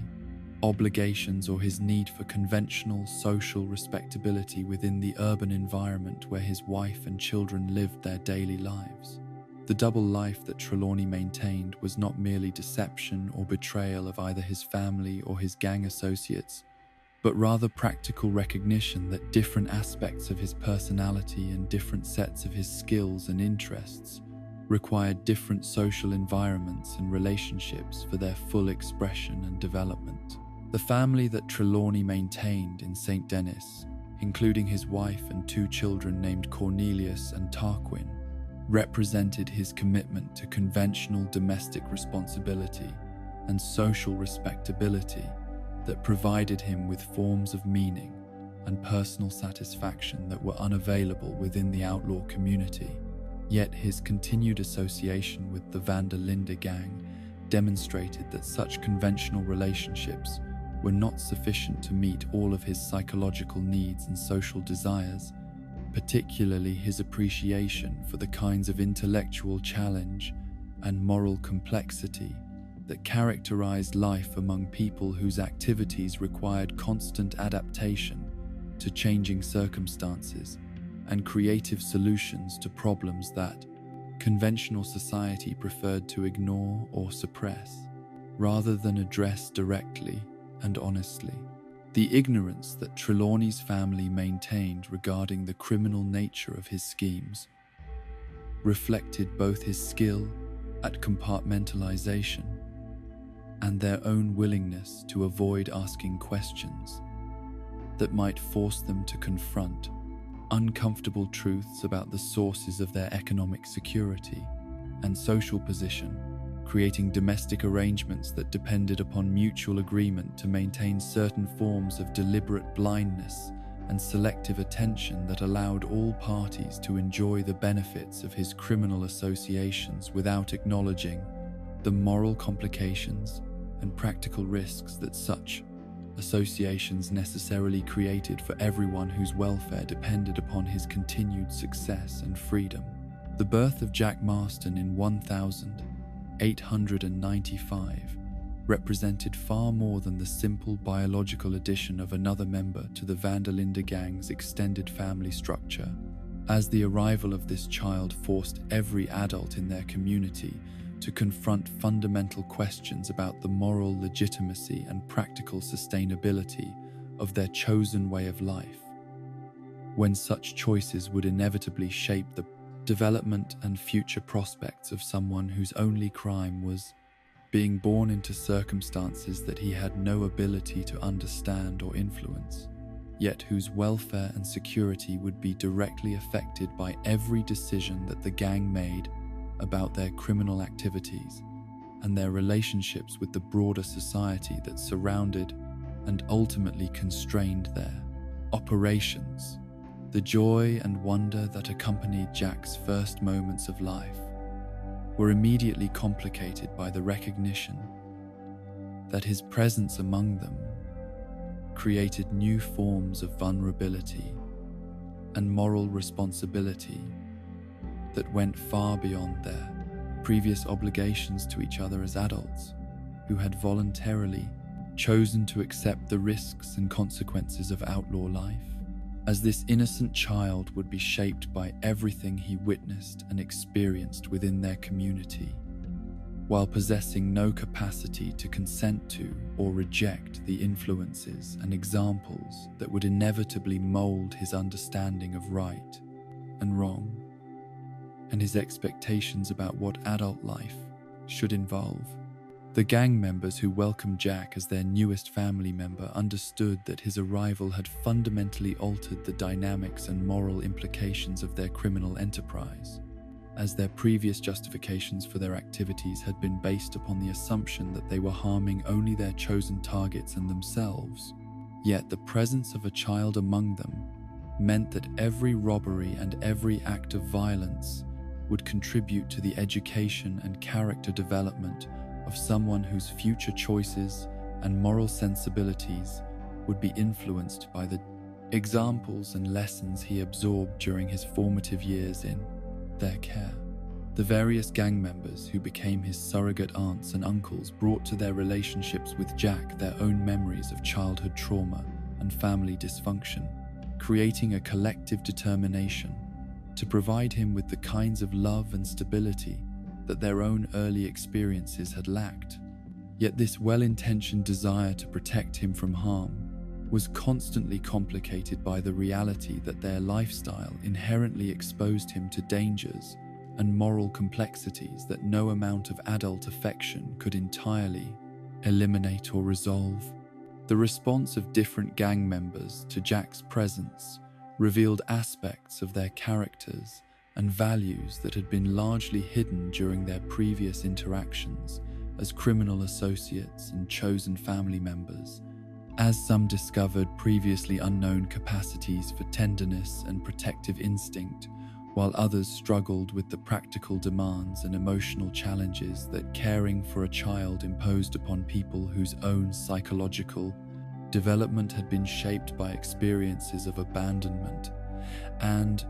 violence that had left them poorly equipped for providing the kinds of consistent, nurturing, and stable guidance that healthy child development required. Dutch's reaction to becoming a surrogate grandfather was characteristically complex and philosophically sophisticated, as he viewed Jack's birth as both validation of their success in creating a family structure that could sustain itself across generations, and a moral challenge that required him to examine whether their criminal activities could be justified when they directly affected the welfare and development of someone who embodied everything that was innocent and hopeful about human potential. Hosea's relationship with Jack was marked by the gentle wisdom and patient attention that had made him such an effective mentor for Arthur and John during their own youth, as his natural understanding of child psychology and his genuine affection for young people allowed him to provide Jack with the kinds of educational experiences and moral guidance that could help the boy develop healthy relationships with learning and authority, while also protecting him from premature exposure to the darker aspects of adult life and criminal activity that might have damaged his capacity for trust and optimism about human nature. The books that Hosea read to Jack and the conversations they shared about stories and ideas were not merely entertainment or cultural education, but rather careful efforts to provide the child with intellectual frameworks and moral examples that might serve as guides for his own development, while also demonstrating that knowledge and literacy could be sources of pleasure, personal growth, rather than simply practical tools for achieving material success or social advancement. Arthur's transformation into a devoted uncle and protector reflected both his own longing for the kinds of family relationships that his childhood circumstances had prevented him from experiencing, and his recognition that Jack represented possibilities for redemption and moral renewal that might justify whatever sacrifices were necessary to ensure the child's safety and happiness, even if such sacrifices required fundamental changes in the gang's operations or individual members' behavior and priorities. The fishing trips and informal lessons that Arthur began to share with Jack were opportunities for the boy to experience natural environments and outdoor activities that provided healthy alternatives to the violence and tension that characterized much of gang life, while also allowing Arthur to explore his own capacity for patience and teaching that had been largely undeveloped during his years of focusing primarily upon criminal activities and survival necessities. John's response to becoming a father was far more complicated and psychologically troubled than the reactions of other gang members who had assumed supportive roles in Jack's care and education, as his own experiences of abandonment and family dysfunction had created deep-seated fears about his ability to provide the kinds of consistent love and responsible guidance that fatherhood required, while his primary identity and sense of purpose remained so thoroughly intertwined with his role within Dutch's criminal organization, that the competing demands of gang loyalty and paternal responsibility seemed impossible to reconcile through any form of compromise or balanced commitment to both sets of obligations. The emotional distance that John initially maintained from his son was not merely selfish indifference or conscious rejection of family duty, but rather a psychological defense mechanism designed to protect both himself and Jack from the kinds of disappointment and betrayal that would inevitably result if he allowed himself to develop deep emotional attachments that he believed himself incapable of honoring through reliable behavior and consiste de présence. The denial of paternity that became John's primary strategy for avoiding the full implications of fatherhood was not simply cowardice or moral failure, though it certainly contained elements of both, but rather a complex psychological response to circumstances that seemed to require him to choose between loyalties and identities that had previously been compatible, yet which Jack's presence had revealed to be fundamentally contradictory in their demands upon his time, attention, and emotional energy. The philosophical frameworks that Dutch had taught him about individual autonomy and resistance to social expectations provided intellectual justification for his reluctance to accept conventional definitions of family responsibility. Yet such abstract principles offered little practical guidance for managing the concrete realities of childcare and the emotional needs that Jack's presence created for everyone who had become invested in his welfare and development. Abigail's response to John's emotional withdrawal and refusal to acknowledge his paternal role was characterized by a combination of hurt, disappointment, and practical determination that reflected both her genuine love for him and her realistic assessment of what she could expect from someone whose entire adult identity had been constructed around his membership in a criminal organization that viewed traditional domestic responsibilities as potential threats to individual freedom and collective security. The decision to remain with the gang despite John's failure to embrace fatherhood was motivated not merely by lack of alternatives, though her limited options certainly influenced her choice, but also by her hope that time and circumstances might eventually force him to confront the reality of his obligations and develop the kinds of emotional connections and behavioral patterns that effective parenting required from adults who had chosen to bring children into the world. The year that John spent away from the gang represented his desperate attempt to resolve the psychological conflicts that Jack's presence had created by exploring whether it might be possible to construct an alternative identity and find meaningful purpose outside the only family structure that had ever provided him with security and belonging. Yet his experiences during this period of self-imposed exile gradually convinced him that his sense of self and his understanding of what life should involve had been so thoroughly shaped by his relationships with Dutch and the other gang members that separation from them created forms of loneliness and meaninglessness that were more painful and destructive than the conflicts and moral complications that had originally driven him away from his responsibilities as Jack's father. The territories through which John wandered during his absence from the gang provided him with opportunities to observe different approaches to family life and community organization. Yet these alternatives seemed to require forms of social conformity and conventional thinking that were incompatible with the intellectual independence and moral sophistication that Dutch's education had developed in him. While the people he encountered during his travels lacked the kinds of philosophical depth and authentic loyalty that had characterized his relationships with Arthur and Hosea and the other gang members whose friendship and respect had become essential components of his identity and self-worth. The jobs that he attempted during this period were not merely temporary expedients for generating income, but also experiments in discovering whether he possessed the temperament and skills necessary for legitimate employment and conventional social relationships. Yet each such attempt only reinforced his conviction that his true nature and deepest satisfactions were incompatible with the kinds of routine and compromise that normal adult life seemed to require. The loneliness that consumed John during his year of wandering was not simply the predictable result of physical separation from familiar people and places, but rather a profound existential crisis that arose from his recognition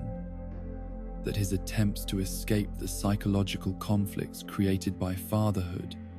had also separated him from everything that had previously given meaning and direction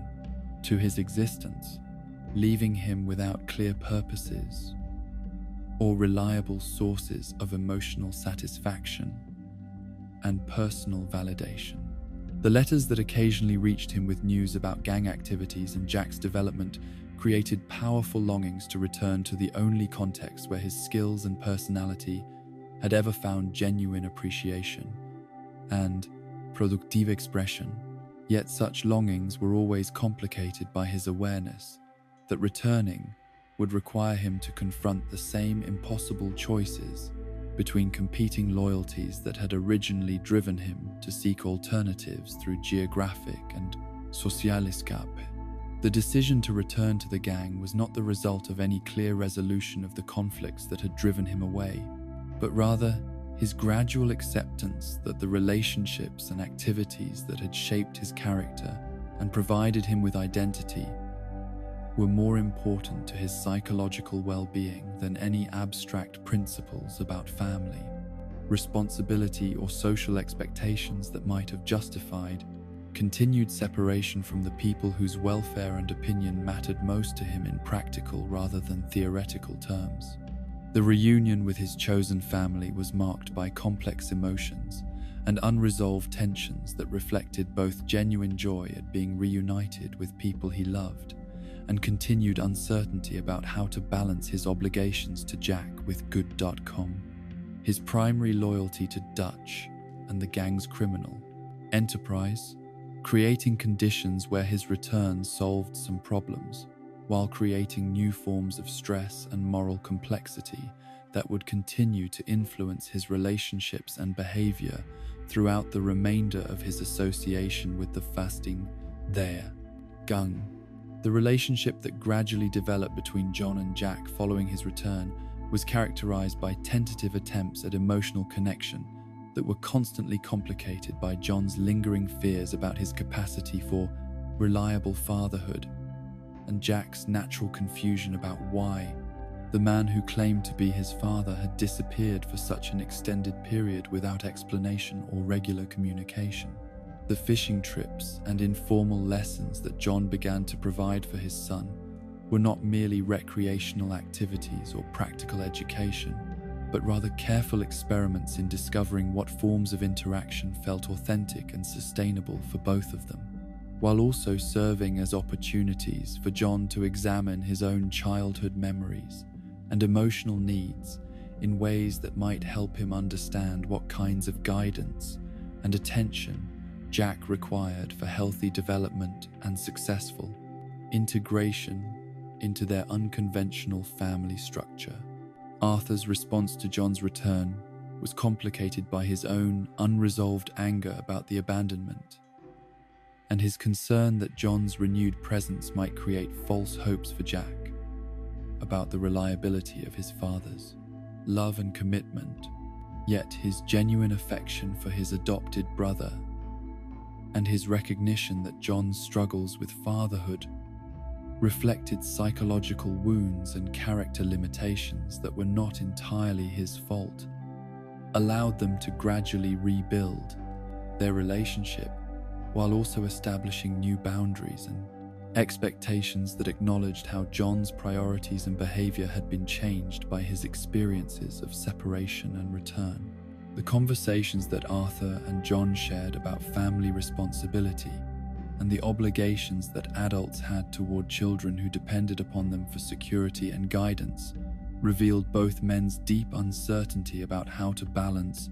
their loyalty to Dutch and the gang with their growing recognition that Jack's welfare might require sacrifices and compromises that their previous understanding of outlaw life had not adequately prepared them to make. The secret family that Arthur had created with Eliza and their son Isaac represented his own attempt to reconcile his criminal lifestyle with his desire for the kinds of conventional domestic relationships and parental responsibilities that the gang's nomadic existence and dangerous activities made extremely difficult to maintain. Yet, his commitment to providing financial support and occasional presence in their lives demonstrated his belief that it might be possible to honor both his gang loyalty and his family obligations through careful compartmentalization and strategic management of competing demands upon his time and emotional energy. The joy that Arthur experienced during his visits with Eliza and Isaac was not merely temporary escape from the stress and moral complexity of outlaw life, but rather his discovery of aspects of his own personality and capacity for love that had been largely suppressed during his years of focusing primarily upon criminal activities and gang relationships, creating forms of satisfaction and meaning that complemented rather than replaced his commitment to Dutch and his chosen family. The boy named Isaac represented for Arthur both the fulfillment of his deepest desires for legitimate family connection and the embodiment of his hopes that future generations might be able to achieve the kinds of security and respectability that his own choices had made impossible. Yet his understanding that his criminal activities created constant dangers for anyone associated with him made every moment of happiness with his son shadowed by awareness that such happiness was both precious and fragile in ways that conventional fathers never had to contemplate when considering their relationships with their children. The memories that Arthur treasured of Isaac's personality and development were not merely nostalgic recollections of pleasant times, but rather evidence that he possessed the capacity for the kinds of patient nurturing and consistent presence that effective fatherhood required, providing him with confidence that his emotional and moral limitations were not absolute barriers to meaningful human connection and family responsibility. The murders of Eliza and Isaac that ended Arthur's secret family life were not merely random acts of violence or unfortunate consequences of frontier lawlessness, but rather direct results of the dangers that his criminal associations had created for people whose only connection to outlaw activities was their emotional relationship with someone whose lifestyle had made them targets for enemies, and competitors who viewed innocent family members as legitimate instruments for achieving tactical advantages or expressing hostility toward rival criminal organizations. The discovery of their graves where he had expected to find living family represented for Arthur the complete confirmation of his worst fears about the costs that outlaw life imposed upon people who had committed no crimes beyond loving someone whose choices had placed them in harm's way, creating forms of guilt and self-recrimination that would influence his understanding of his own moral worth and his capacity for healthy relationships throughout the remainder of his life. The hardening of Arthur's worldview that resulted from this devastating loss was not merely emotional self-protection or philosophical rationalization, but rather his realistic recognition that his previous attempts to maintain simultaneous commitments to criminal activities and family responsibilities had been naive and ultimately destructive for everyone involved, leading him to embrace the conviction that bad men like himself could not have nice things happen to them because such things inevitably became sources of vulnerability and targets for enemies whose methods acknowledged no moral boundaries or humanitarian constraints. The psychological armor that Arthur constructed around this tragedy served both to protect him from further emotional devastation and to justify his increased dedication to gang activities and his decreased willingness to pursue personal relationships that might again expose innocent people to dangers that were directly attributable to his criminal associations and outlaw identity. Hosea's loss of his wife, Bessie, during this period represented the destruction of his most important connection to legitimate society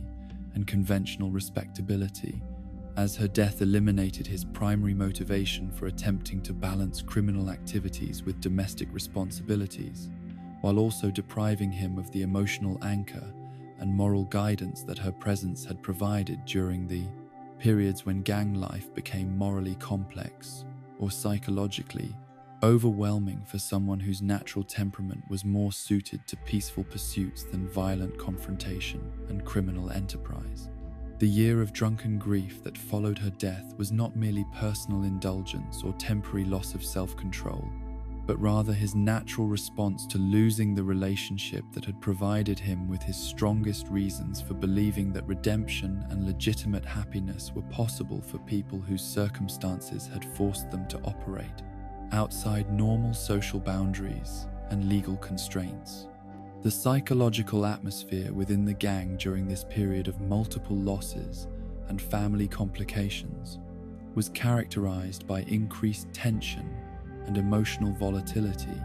that reflected both the specific tragedies that individual members had experienced and the broader recognition that their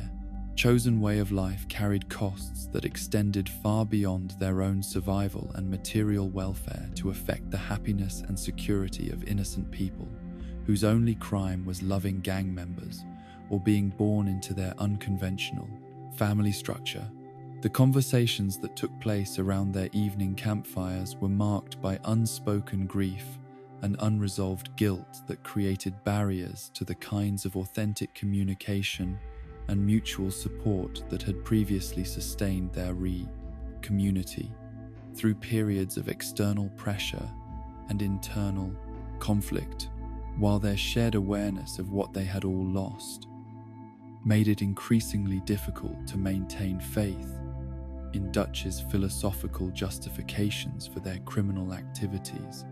and his promises about their eventual achievement of security and respectability. Dutch's response to these various family tragedies and his observation of how they affected individual gang members and group morale revealed both his genuine concern for the welfare of people he considered his adopted children and his growing inability to acknowledge that his leadership and the lifestyle he had chosen for all of them might be fundamentally incompatible with the kinds of human happiness and family stability that normal people took for granted as basic rights and reasonable expectations for adult life in civilized society. The philosophical discussions that he initiated during this period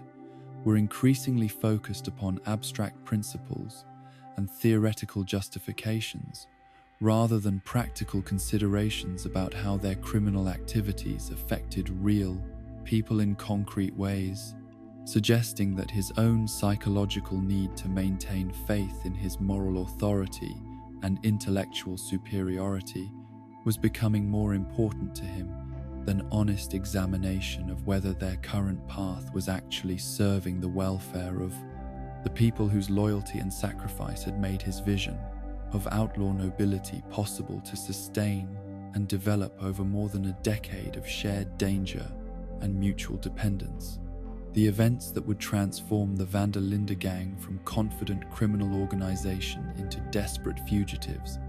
began not with the Blackwater ferry robbery itself, but with the accumulation of pressures and temptations that had been building throughout the final years of the 19th century, as Dutch's growing ambition and his philosophical conviction that their activities represented noble resistance against systematic oppression had led him to contemplate increasingly audacious operations that pushed the boundaries of what even experienced outlaws considered prudent. While the success of their previous enterprises had created dangerous overconfidence in their ability to outmaneuver law enforcement agencies that were becoming more sophisticated and better coordinated with each passing year, the ferry that Dutch had selected as their target represented everything that his theoretical framework identified as legitimate prey for their redistributive justice, being a vessel that transported wealthy passengers and substantial cargo between commercial centers, while serving the interests of corporate monopolies and government agencies whose policies systematically favored the already privileged at the expense of working people and rural communities whose welfare was viewed as expendable in the pursuit of industrial development and territorial expansion. The months of planning that preceded their attempt on the Blackwater ferry were characterized by an intensity and attention to strategic detail that reflected both the operation's complexity and the high stakes that all participants understood were involved in its success or failure. Yet Dutch's approach to risk assessment and contingency planning revealed the extent to which his judgment had become compromised by psychological factors that prevented him from acknowledging potential problems or considering alternatives that might have reduced their exposure to catastrophic consequences while still achieving their financial and symbolic objectives. Arthur and Hosea's preference for a smaller and safer confidence scheme that would have generated adequate income without exposing the entire gang to the level of danger inherent in robbing a major transportation hub in the heart of a rapidly developing commercial district demonstrated their more cautious and realistic understanding of what their capabilities and resources could accomplish under current circumstances. Micah Bell's influence upon Dutch's decision-making during this period represented a fundamental shift in the gang's internal dynamics and strategic approach, as his advocacy for the ferry robbery was based not upon careful analysis of risks and benefits, but rather upon his personal desire for spectacular criminal achievements that would enhance his reputation and demonstrate his value to Dutch's organization. While his dismissive attitude toward the concerns expressed by more experienced gang members reflected both his arrogance and his fundamental misunderstanding of what had made the Linde gang successful during their previous years of criminal enterprise. The growing favoritism that Dutch displayed toward Micah's suggestions and the increasing frequency with which he dismissed or ignored the advice of Arthur and Hosea revealed psychological changes that were more significant than simpler disagreement about tactical questions, suggesting that his capacity for rational leadership and collaborative decision-making had been undermined by factors that went beyond immediate operational considerations. The scouting of potential safe locations in New Austin that preceded their planned retreat following the ferry robbery demonstrated that Dutch retained sufficient strategic thinking to recognize the importance of preparing escape routes and fallback positions. Yet, the specific locations he selected revealed his continued faith in their ability to disappear into territories where federal law enforcement presence was limited and local authorities could be avoided or corrupted through appropriate applications of money and intimidation. The confidence that underlay these preparations was not entirely misplaced, given their previous success in evading pursuit and establishing temporary bases in remote areas. Yet it failed to account for the possibility that their latest operation might generate levels of law enforcement response that would overwhelm their traditional methods of avoiding capture. and maintaining operational security in hostile environments. The morning of the ferry robbery dawned with weather conditions that seemed to favor their enterprise, providing clear visibility for coordination and tactical execution, while also ensuring that civilian traffic and commercial activity would proceed according to normal patterns that their planning had anticipated and incorporated into their operational timeline. Yet several gang members later remembered experiencing forms of unease and premonition that they had been unable to articulate at the time, but which suggested that their unconscious assessment of environmental factors and social dynamics had detected warning signs that their conscious analysis had overlooked or dismissed as irrelevant to their immediate objectives. The final preparations that occupied the hours before their assault upon the ferry were marked by the kind of professional efficiency and coordinated activity that had characterized their most successful operations.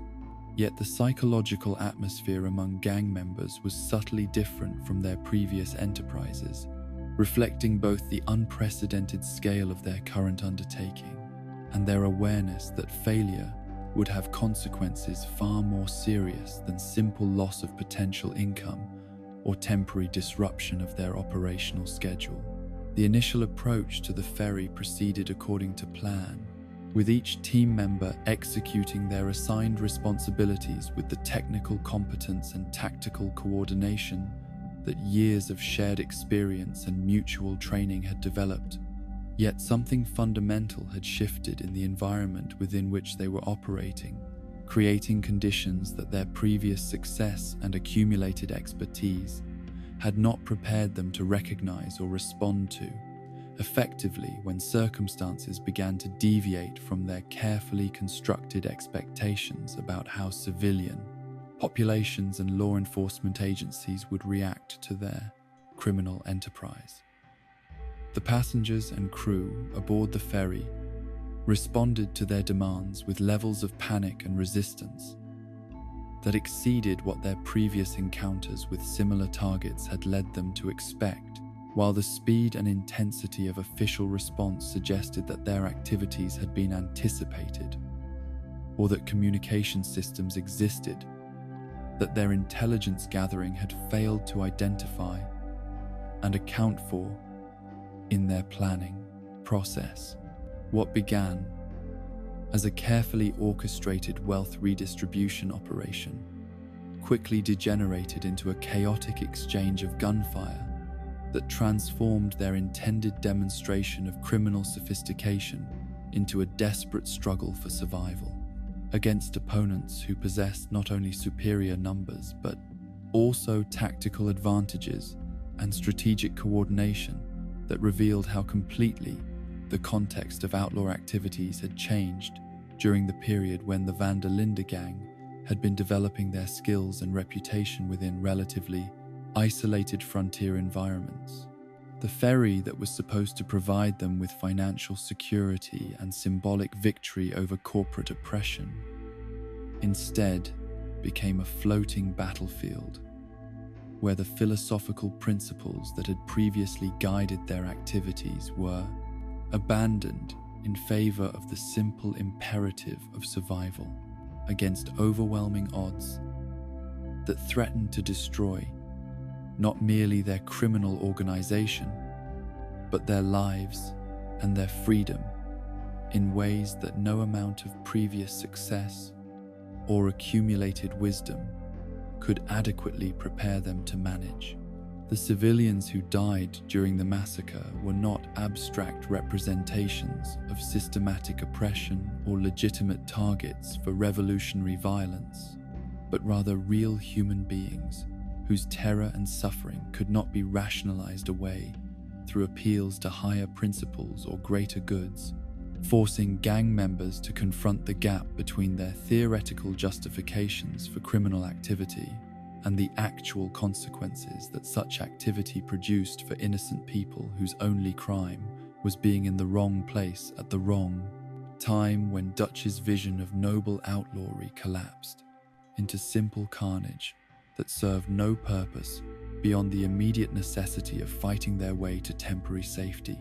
Dutch's killing of an innocent girl during the chaos represented both the complete abandonment of whatever moral constraints had previously limited their use of violence, and the psychological breaking point where his philosophical sophistication proved inadequate for managing the reality of what their lifestyle had actually created when subjected to pressures that revealed its fundamental contradictions and practical limitations. The casualties that the gang sustained during their failed escape demonstrated how completely their comfortable assumptions about their own invulnerability and tactical superiority had been shattered by an operation that exposed them to forms of organized resistance and coordinated pursuit that their previous experience had not prepared them to anticipate or counter effectively. As Matt Callender's death and Davy's mortal wounds represented not merely tactical setbacks, but also personal tragedies that would haunt the survivors throughout their subsequent attempts to rebuild their organization and restore their sense of purpose and collective identity. Jenny Kirk's death during their flight eliminated not merely another gang member, but also someone whose youth and vitality had represented hope for their future and whose potential relationships with other gang members had provided possibilities for emotional connection and domestic happiness that were now permanently foreclosed by violence that could have been avoided through more cautious decision-making and realistic assessment of what their capabilities could accomplish under current circumstances. John's wounding during the battle was both physically painful and symbolically significant, as the injury served as a permanent reminder of how close they had all come to complete destruction, while also demonstrating that their previous sense of security and professional competence had been based upon illusions about their own abilities and the nature of the opposition they faced when their activities attracted the attention of well-organized and properly equipped law enforcement agencies, whose methods and resources had evolved far beyond what frontier outlaws traditionally encountered during their criminal enterprises. The loss of Arthur's horse Boadicea represented another form of casualty that connected their personal attachments and emotional investments to the broader catastrophe that had destroyed so much of what they had previously taken for granted about their lifestyle and their prospects for continued success in criminal activities that no longer seemed sustainable given the changed environment within which they were now forced to operate. Sean Maguire's capture during the chaos of their retreat created additional complications beyond the immediate loss of another gang member, as his knowledge of their operations and his potential vulnerability to interrogation techniques that might force him to reveal information about their plans and hiding places transformed him from valued associate into potential security threat whose fate was entirely beyond their control,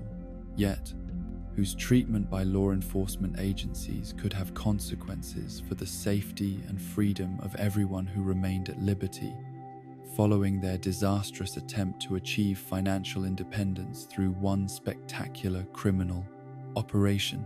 The separation forced upon them by circumstances that allowed no time for coordinated rescue efforts or careful consideration of alternatives demonstrated how completely their previous ability to protect and support each other had been compromised by tactical failures and strategic miscalculations that had exposed fundamental weaknesses in their organizational structure and operational assumptions. The flight from Blackwater took the surviving gang members through increasingly harsh and unfamiliar territories as they desperately sought to put sufficient distance between themselves and their pursuers to allow for some degree of rest and recovery, while also searching for environments where the natural obstacles and geographic isolation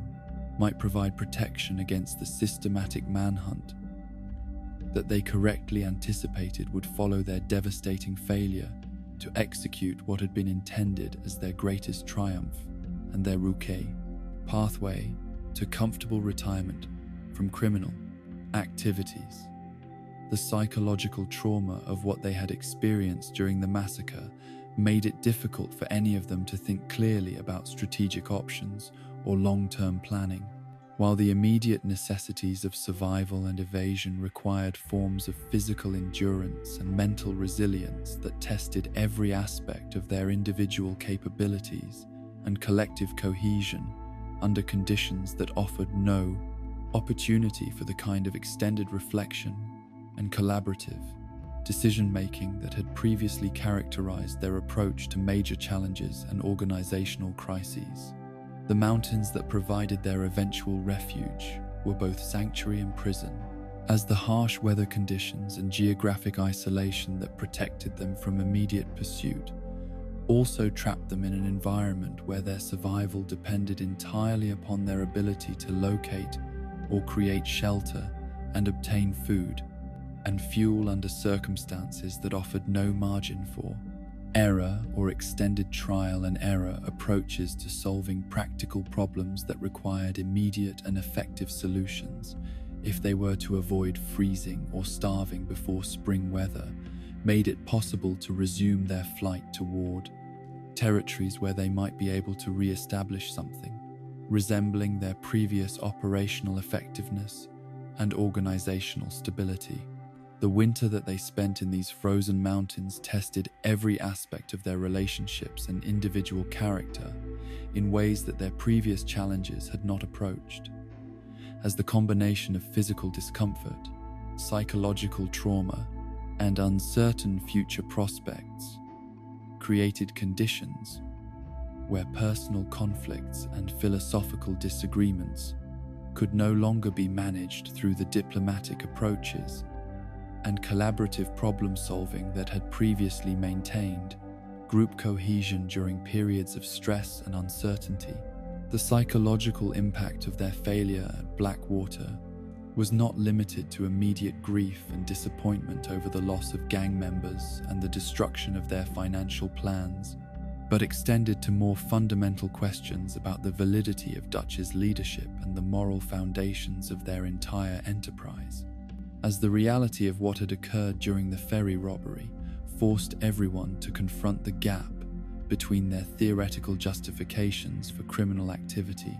and the actual consequences that such activity produced when it was subjected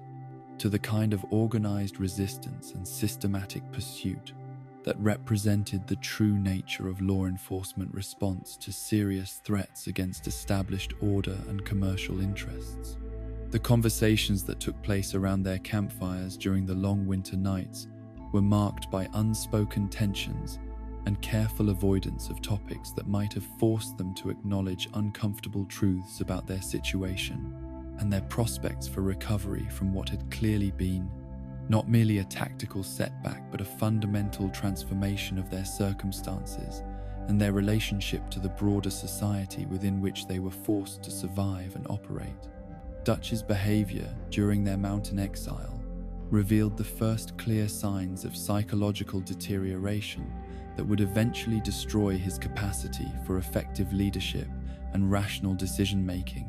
as the stress of their current predicament combined with his wounded pride over the Blackwater disaster to produce increasingly erratic responses to both practical challenges and interpersonal conflicts that arose within their small community. During the months when their survival depended upon precisely the kind of calm leadership and collaborative problem-solving that his growing instability made increasingly difficult to provide or maintain. The philosophical discussions that had once provided intellectual stimulation and moral guidance for the entire gang became increasingly abstract and disconnected from their immediate circumstances, while his treatment of individual gang members began to reflect favoritism and suspicion, rather than the consistent care and fair judgment that had previously characterized his approach to managing the complex personalities and competing needs that existed within their chosen family structure. Hosea's attempts to maintain group morale and organizational effectiveness during their period of isolation were hampered not only by the practical difficulties of their situation, but also by his growing recognition that Dutch's psychological condition was deteriorating in ways that threatened their collective survival and individual welfare, creating complex dynamics where his loyalty to his longtime partner came into conflict with his responsibility to protect people who depended upon their leadership for guidance and security during what was clearly the most dangerous and uncertain period in their organization's history. The conversations that Hosea initiated with individual gang members during this time were characterized by careful diplomacy and subtle efforts to prepare them for the possibility that fundamental changes in their leadership structure might become necessary if Dutch's condition continued to worsen and his decision-making became completely unreliable or actively dangerous to their continued survival and operational effectiveness. The addition of Sadie Adler to their community during this period represented both opportunity and complication, as her tragic circumstances and demonstrated resilience made her a potentially valuable addition to their organization, while her grief and desire for revenge created psychological dynamics that could either strengthen their collective, resolve, or introduce forms of instability and unpredictability that would make their already challenging situation even more difficult to manage through rational planning and collaborative decision-making processes. The O'Driscoll raid that had destroyed her family and left her widowed and alone demonstrated that their enemies possessed both the intelligence networks and the operational capabilities necessary to track and attack people whose only connection to their criminal activities was geographical, proximity to areas where gang members had sought temporary refuge, suggesting that their traditional methods of avoiding detection and retaliation might no longer provide adequate protection against opponents whose resources and determination exceeded anything they had previously encountered during their criminal careers. The integration of Kieran Duffy as a captured O'Driscoll, who was eventually accepted into their community, represented Dutch's continued commitment to the philosophical principles that had originally distinguished their organization from simple criminal gangs motivated purely by material gain and personal advancement. Yet, his decision to spare someone who had been associated with their most bitter enemies also demonstrated either admirable mercy or dangerous naivety about the practical implications of allowing potential security threats to remain within their organization during a period when their survival depended upon absolute loyalty and reliable commitment from every member of their reduced and psychologically damaged community. The information that Kieran provided about O'Driscoll operations and methods was valuable for understanding the nature of the threats they faced. Yet, his presence among them also served as a constant reminder of the blood feud that had contributed to their current predicament and the personal losses that several gang members had suffered as direct consequences of Colm. O'Driscoll's willingness to target non-combatants and use innocent people as instruments for achieving tactical advantages against criminal rivals. The gradual improvement in weather conditions that eventually made it possible for them to leave their mountain refuge was accompanied by collective recognition that their fundamental circumstances had not been resolved through their period of enforced isolation and survival-focused cooperation, as the problems that had led to the Blackwater disaster remained unaddressed, while new tensions and philosophical disagreements had developed during their months of shared hardship and uncertain leadership that would make their future operations even more challenging to plan and execute successfully.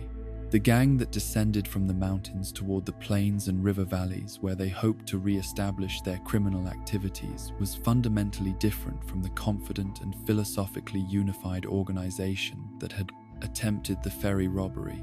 though none of them were yet prepared to acknowledge the full implications of how completely their shared trauma and individual psychological changes had altered their capacity for effective cooperation and collective decision-making under circumstances that would require all of their traditional skills and organizational strengths simply to survive the continued pursuit and systematic pressure that their enemies would undoubtedly maintain until they were either captured or eliminated as threats to established order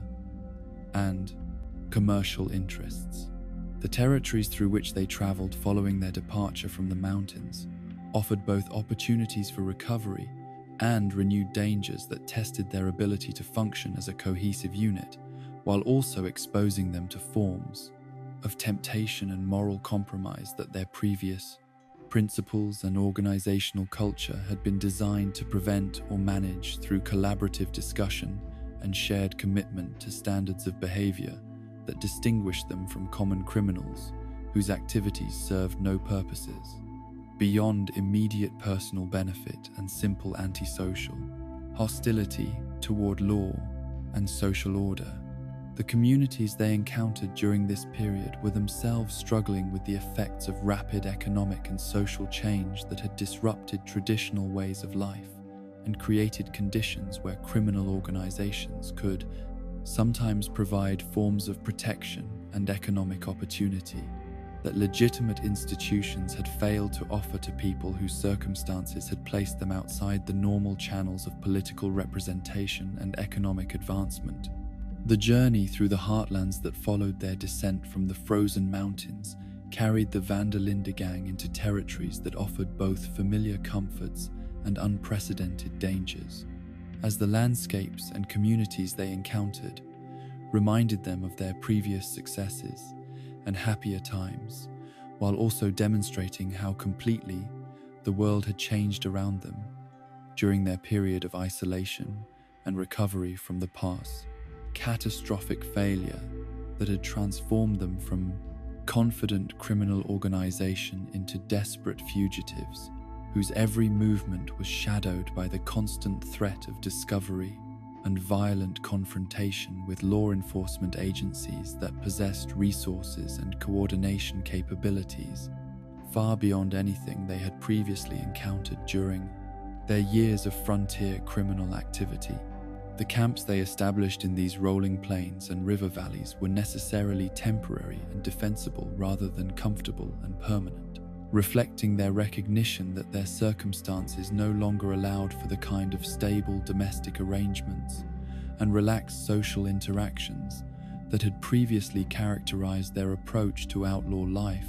when they could assume that their reputation and tactical superiority would protect them from serious pursuit or systematic harassment by authorities whose own capabilities were limited by geographic isolation and bureaucratic inefficiency. Dutch's mental condition during this period was marked by increasing volatility and unpredictability that manifested itself through erratic decision-making and growing paranoia about the loyalty and trustworthiness of gang members whose commitment to his leadership and philosophical vision had been tested by their shared experiences of trauma and uncertainty,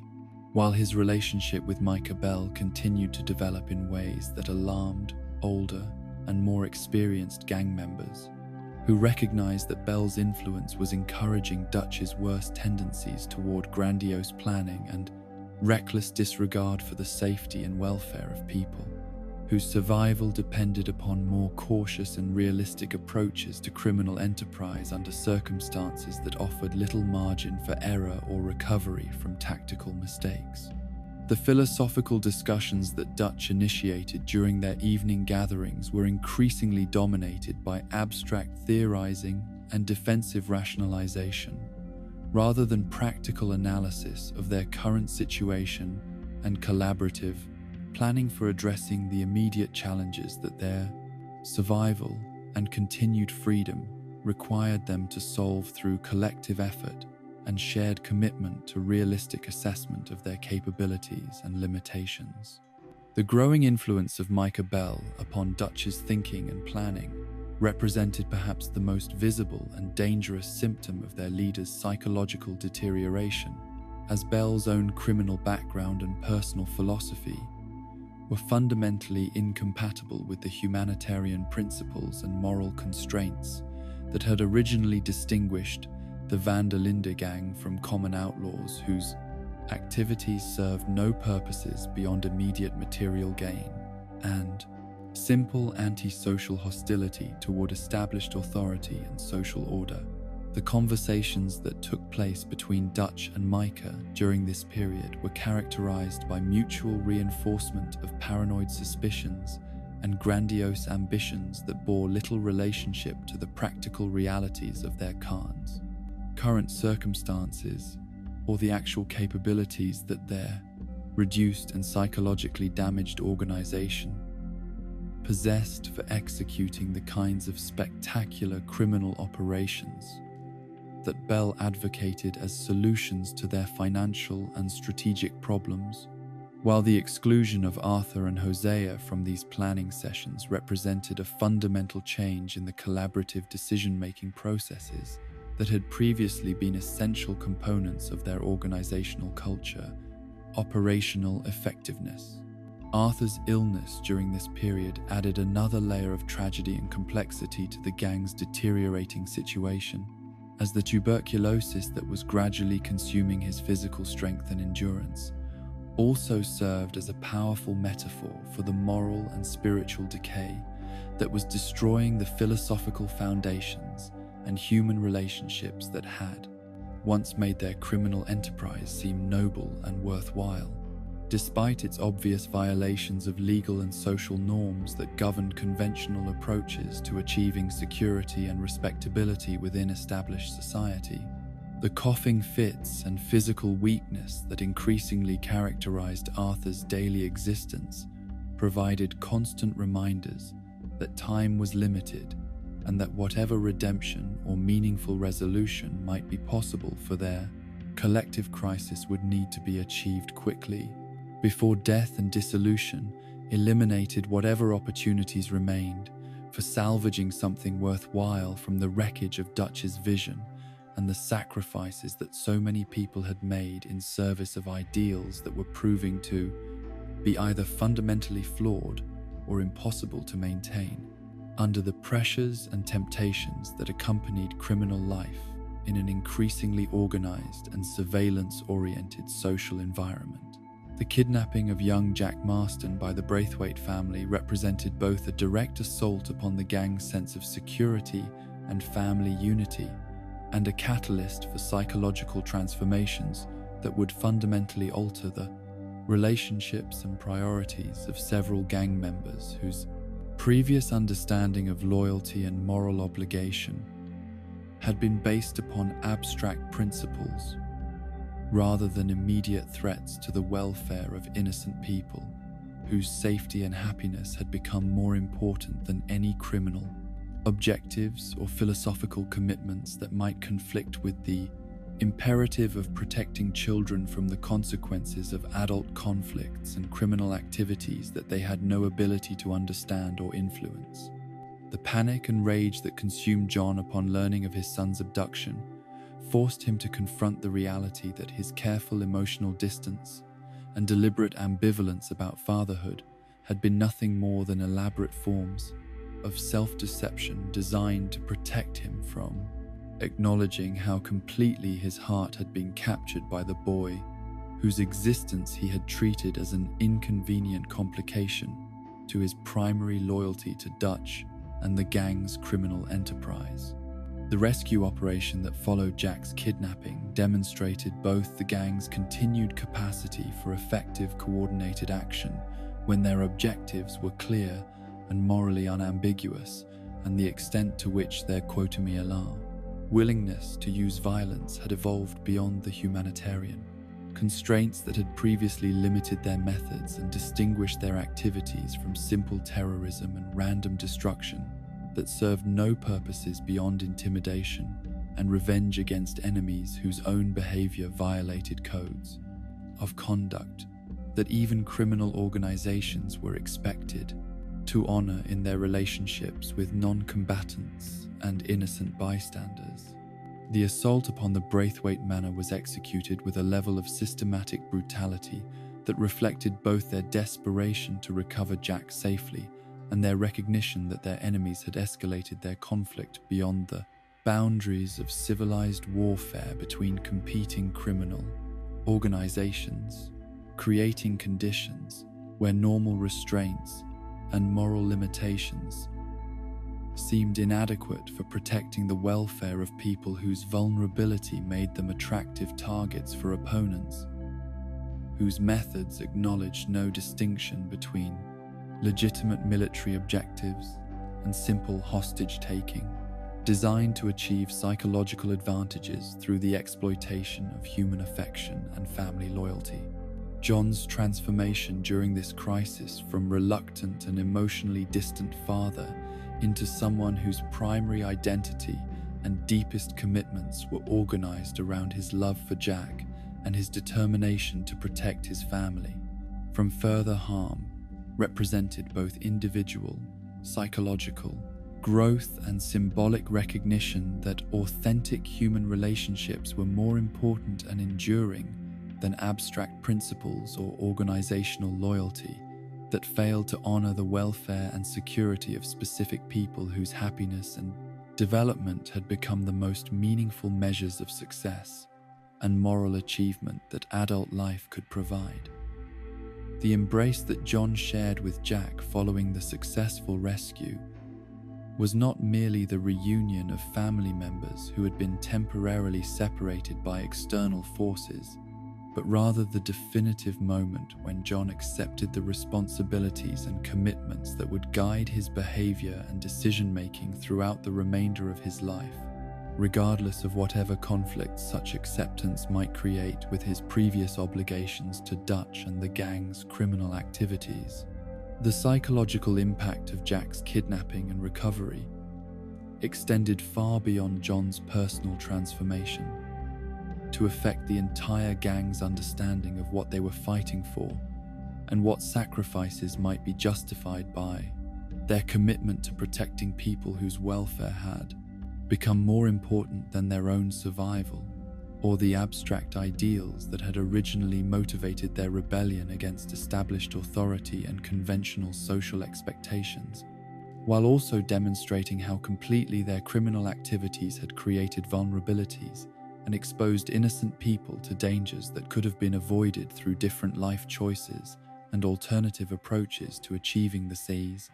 security and independence that Dutch's philosophy had promised, but which their actual experiences had shown to be either impossible or available only at costs that exceeded what moral people should be willing to pay for such benefits. The conversations that took place among gang members following Jack's safe return were marked by unspoken recognition that their lifestyle inevitably placed the people they loved most at risk of experiencing similar traumas, creating psychological pressures and moral conflicts that would influence their subsequent decisions about whether continued association with Dutch's organization was compatible with their responsibilities to family members whose welfare required forms of stability and security that criminal enterprises could never reliably provide. The St. Denis bank robbery that would seal the fate of the Van der Linde gang was conceived and planned during a period when Dutch's judgment had been severely compromised by psychological stress and his growing dependence upon advisors whose primary loyalty was to their own advancement, rather than the collective welfare of people whose survival and happiness depended upon wise leadership and realistic assessment of what their reduced capabilities could accomplish under circumstances that offered little margin for error or recovery from tactical failures. The bank that Dutch selected as their target was located in the heart of a major urban centre where law enforcement response times were measured in minutes rather than hours, and where escape routes were limited by geographic constraints and population density that made the kind of strategic withdrawal and territorial disappearance that had previously characterized their successful operations nearly impossible to execute, even under ideal conditions. Yet Dutch's insistence upon proceeding with this operation, despite the obvious risks and the availability of safer alternatives, revealed how completely his decision-making had become dominated by emotional needs and psychological compulsions rather than rational analysis of costs and benefits. Hosea's reluctant participation in the Saint Denis planning sessions represented both his continued loyalty to Dutch and his realistic recognition that open opposition might result in his complete marginalization within the gang's power structure, leaving him unable to provide even limited moderating influence upon decisions that he viewed as potentially catastrophic for everyone whose welfare he had spent decades trying to protect and nurture through careful guidance and wise counsel that had previously been valued and incorporated into their collective decision-making processes. The conversations that Hosea shared with Arthur and other gang members during the weeks preceding the robbery revealed his deep pessimism about their current trajectory and his growing certainty that Dutch's psychological condition had progressed beyond the point where rational argument or gentle guidance could influence his behavior or restore his capacity for the kind of moral leadership that had once made him worthy of their loyalty and respect, creating conditions where even the most experienced and trusted gang members were being forced to choose between blind obedience and painful recognition that their beloved leader was no longer capable of making decisions that served their collective interests rather than his own psychological needs. The morning of the Saint Denis bank robbery found the gang members experiencing levels of anxiety and foreboding that went far beyond normal pre-operation tension, as their accumulated experience and developed intuitive understanding of criminal situations warned them that they were walking into circumstances that had been designed to trap and destroy them rather than provide the financial resources and strategic advantages that Dutch's optimistic planning had promised would result from their successful execution of what he described as their pathway to comfortable retirement and peaceful resolution of their ongoing conflicts with law enforcement agencies and rival criminal organizations. The symptoms of dread that several gang members reported experiencing were not merely nervous energy or performance anxiety, but rather their unconscious recognition that too many variables remained outside their control and that contingency planning had been inadequate for addressing the kinds of complications and unexpected developments that their previous experience suggested were likely to arise when complex operations were attempted under circumstances that provided opponents with tactical advantages and superior resources. The bank building itself represented everything that the gang members' pessimistic assessments had suggested it would be, functioning not merely as a financial institution that could be robbed through superior firepower and tactical coordination, but rather as a fortress that had been specifically designed to resist exactly the kind of operation they were attempting, complete with security measures and defensive positions that had been developed through years of experience with criminal enterprises and systematic study of outlaw methods and capabilities that allowed defenders to anticipate and counter most of the tactical approaches that frontier criminal organizations typically employed during their attempts to acquire wealth through direct confrontation and armed robbery. The guards and employees who awaited them inside the building had been trained and equipped to resist robbery attempts through methods that included both passive defensive measures and active countermeasures that could transform what appeared to be vulnerable civilian targets into effective combatants whose coordinated resistance could overwhelm even experienced and well-armed criminal organizations whose planning had been based upon outdated assumptions about urban security arrangements and law enforcement capabilities. The initial phases of their assault upon the bank proceeded according to plan only because their opponents allowed them to penetrate the building's defenses and begin their robbery attempt before revealing the true nature of the trap that had been prepared for them through coordination between financial institutions and law enforcement agencies, whose intelligence networks and communication systems had provided advance warning of their intentions, while also ensuring that appropriate countermeasures would be in place when they attempted to execute their carefully planned operation. The ease with which they initially gained control of the banking floor and began gathering the money and valuables that they had come to steal created dangerous overconfidence that prevented them from recognizing the warning signs and tactical disadvantages that more cautious assessment might have revealed before they had committed themselves too completely to withdrawal and escape under circumstances that would prove to be far more challenging and dangerous than their planning had anticipated. Hosea's death during the early stages of their confrontation with law enforcement represented more than simply the loss of another gang member to the inevitable violence that characterized outlaw life, but rather the severing of their last connection to the moral and intellectual framework that had originally justified their criminal activities and provided meaning for the sacrifices they had made in service of Dutch's vision of noble criminality and social justice that could be achieved through systematic redistribution of wealth from people and institutions whose accumulation of resources violated principles of fairness and human dignity. The old man who had served as mentor and surrogate father to multiple generations of gang members fell not in glorious battle against overwhelming odds, but rather in a moment of confusion and panic that demonstrated how completely their professional competence and tactical coordination had been overwhelmed by opponents whose superior preparation and strategic advantages made their resistance seem futile and their sacrifice meaningless, rather than heroic expressions of principled opposition to systematic oppression and institutional injustice.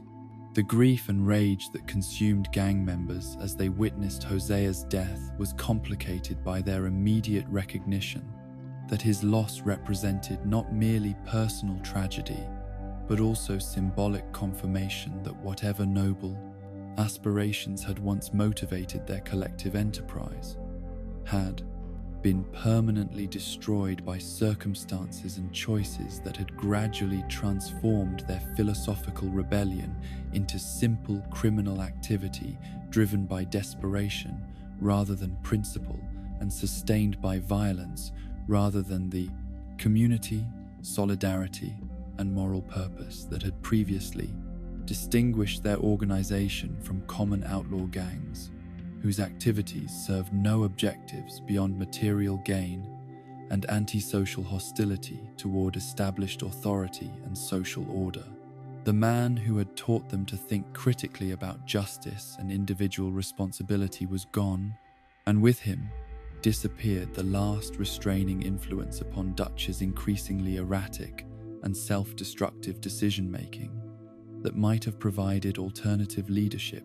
when circumstances demanded wisdom and moral clarity rather than grandiose theorizing and paranoid suspicion of anyone whose loyalty was not absolutely unquestioning and permanent. The capture and imprisonment that followed their failed escape from Saint Denis represented the beginning of John's most profound disillusionment with Dutch's leadership and judgment,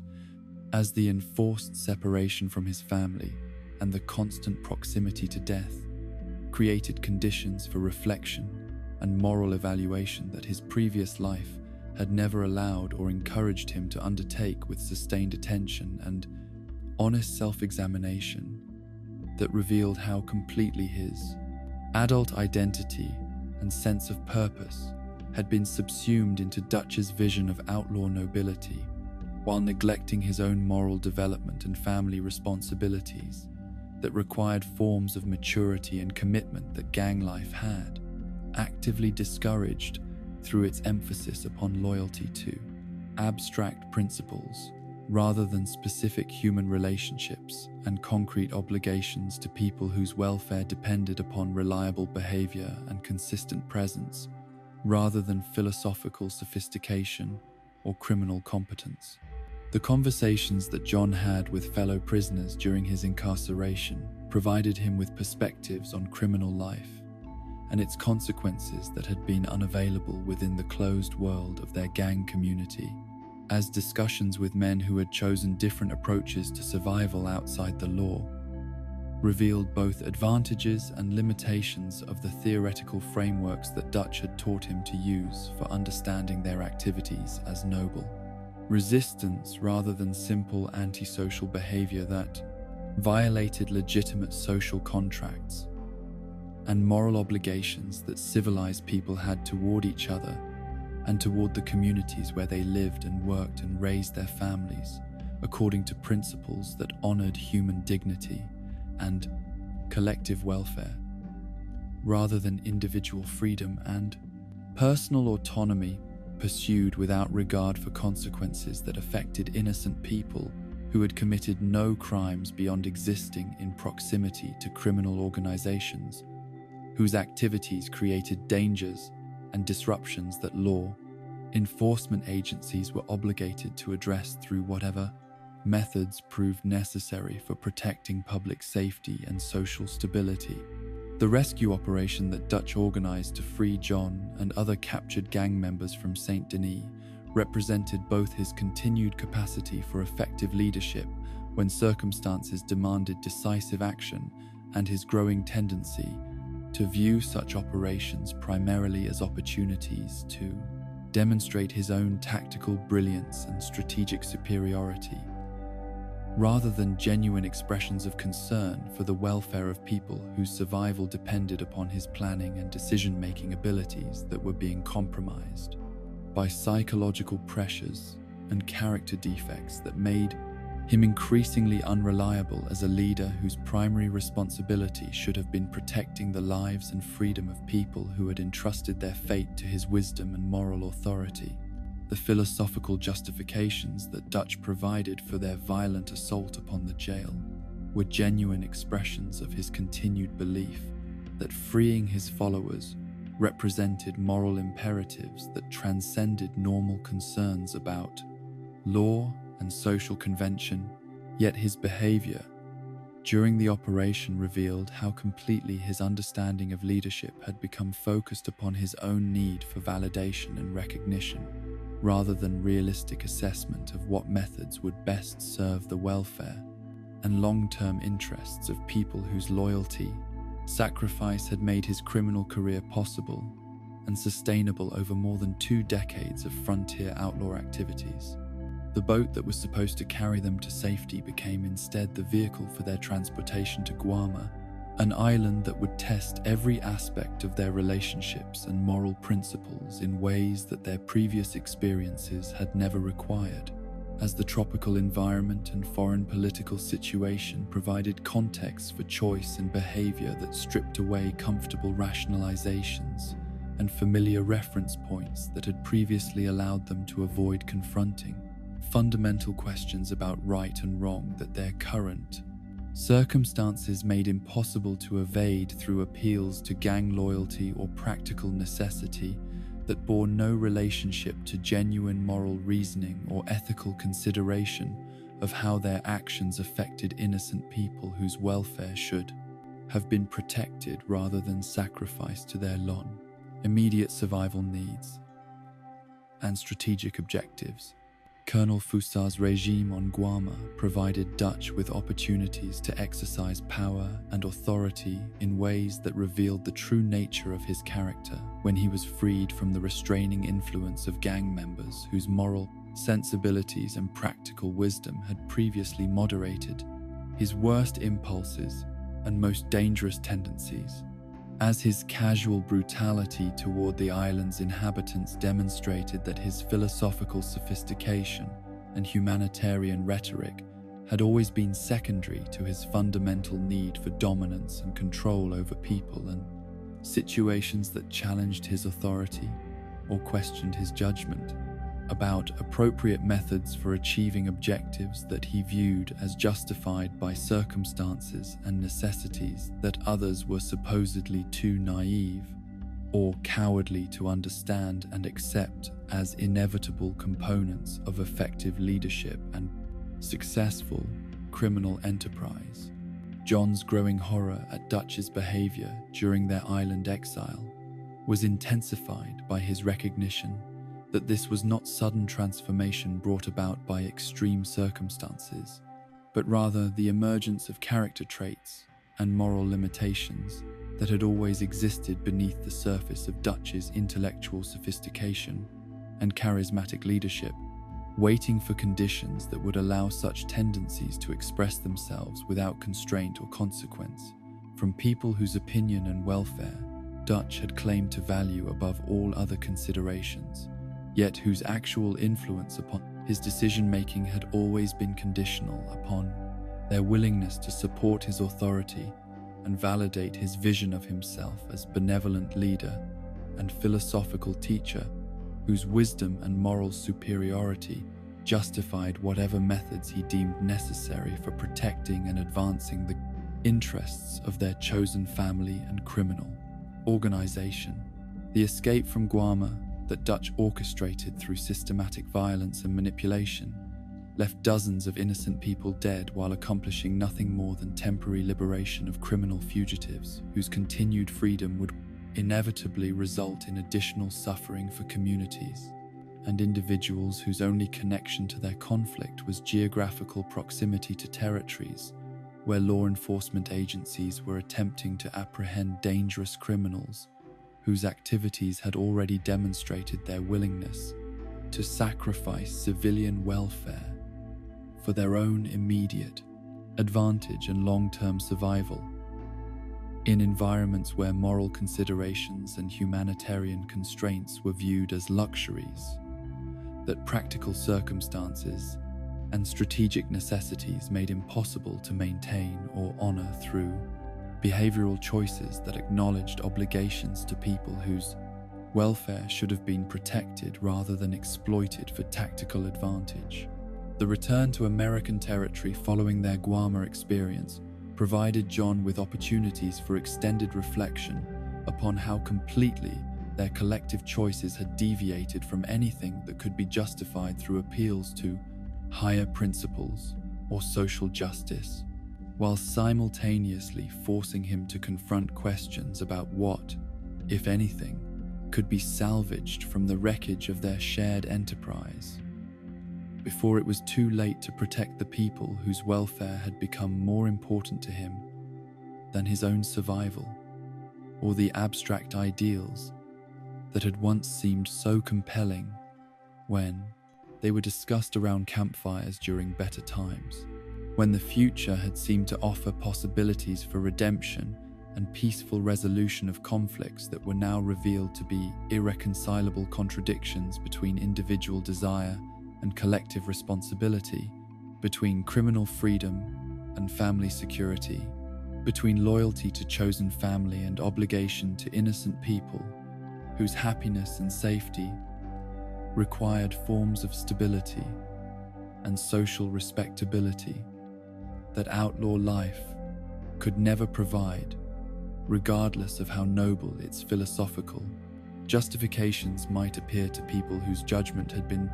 compromised by their emotional investment in relationships and activities that were fundamentally incompatible with healthy human development and moral maturity.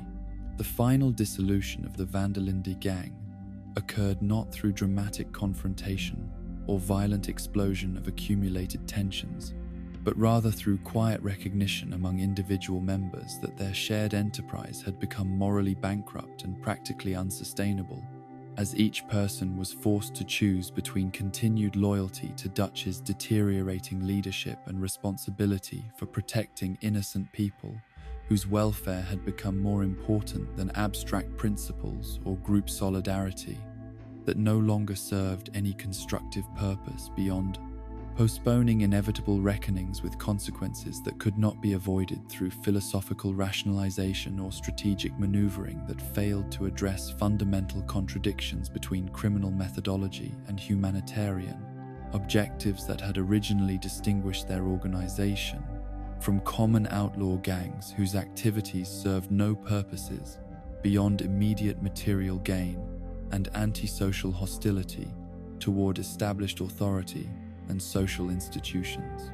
The weight of dreams carries with it burdens that extend far beyond the immediate costs paid by those who dare to pursue visions that challenge established order and conventional wisdom. As the story of Dutch van der Linde and his chosen family demonstrates how noble intentions can be corrupted by the very methods employed to achieve them,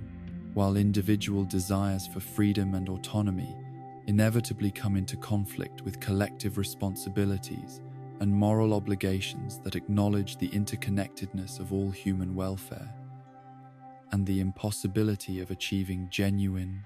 happiness through activities that systematically harm innocent people whose only crime is existing in proximity to those who have chosen to live outside the boundaries of social respectability and legal constraint. The van der Linde gang's rise and fall serves as a microcosm of broader American struggles with the tension between individual liberty and community responsibility, between the romantic idealization of frontier independence and the practical necessities of civilized society that require forms of cooperation and mutual sacrifice that pure individualism can never adequately provide or sustain across generations of human development and social evolution. The tragedy that consumed Dutch's vision was not merely personal failure or character weakness, but rather the inevitable consequence of attempting to build lasting institutions upon foundations of violence and deception that could never provide the stability and moral authority necessary for genuine leadership and authentic community development, as criminal organizations are inherently temporary and self-destructive entities whose survival depends upon constant conflict with external enemies and internal competition that prevents the kind of collaborative growth and mutual support that healthy families and sustainable societies require for their continued prosperity and cultural advancement. The philosophical sophistication that Dutch brought to his criminal enterprise was both its greatest strength and its fundamental flaw, as his ability to rationalize illegal activities through appeals to higher principles created psychological conditions where moral reasoning became subordinated to strategic necessity and individual conscience was sacrificed to collective loyalty that acknowledged no limits or humanitarian constraints upon methods that were justified by their supposed service to abstract ideals rather than concrete human welfare. The children who grew up within the gang's influence, particularly Jack Marston, whose innocent presence served as a constant reminder of everything that was pure and hopeful about human potential, paid the highest price for adult decisions and philosophical commitments that they had no ability to understand or influence, yet whose consequences would shape their entire lives and determine their opportunities for achieving the kinds of happiness and fulfillment that every child deserves as their birthright, rather than as rewards that must be earned through compliance with systems and institutions that may themselves be morally compromised or fundamentally unjust in their distribution of benefits and burdens.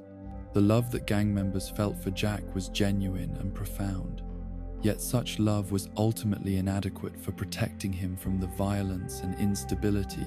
that were inherent features of their lifestyle,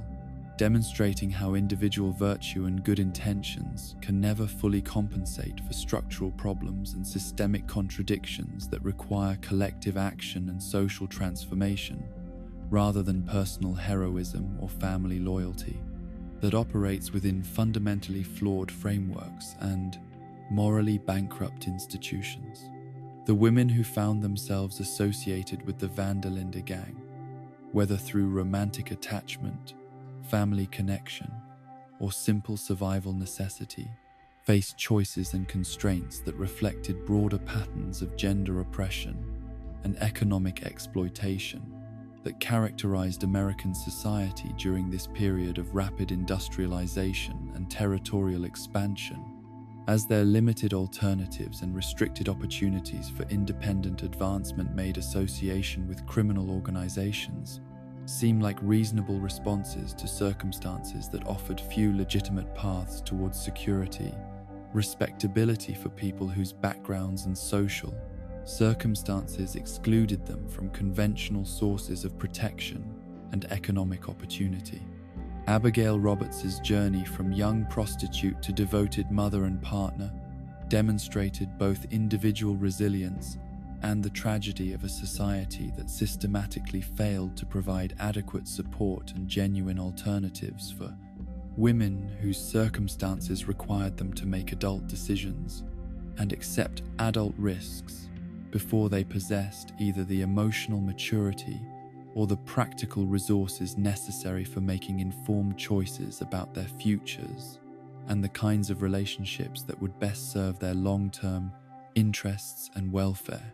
The mentorship relationships that developed between older and younger gang members, particularly Dutch's guidance of Arthur and John during their formative years,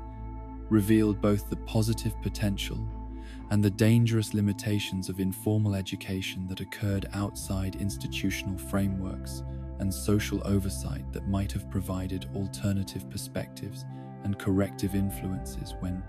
individual teachers possessed character flaws or philosophical blind spots that could mislead students whose trust and admiration made them vulnerable to manipulation and indoctrination, rather than genuine intellectual development and moral growth.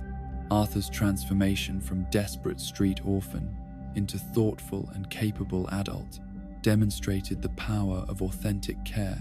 and consistent attention for promoting human flourishing, even under adverse circumstances. Yet his eventual disillusionment with Dutch's leadership also illustrated how even the most beneficial relationships can become psychologically and morally destructive when they require absolute loyalty that prevents critical thinking and independent judgment about complex ethical questions that have no simple answers or clear moral guidance. The economic and social conditions that produced the van der Linde gang were not unique to their historical period or geographical region, but rather represent enduring features of societies where wealth and power are concentrated among small elites whose interests are protected by legal and political institutions that systematically disadvantage working people and rural communities whose welfare is viewed as expendable in the pursuit of industrial development and capital accumulation that benefits distant investors rather than local populations whose labor and resources make such development possible. The appeal of Dutch's philosophy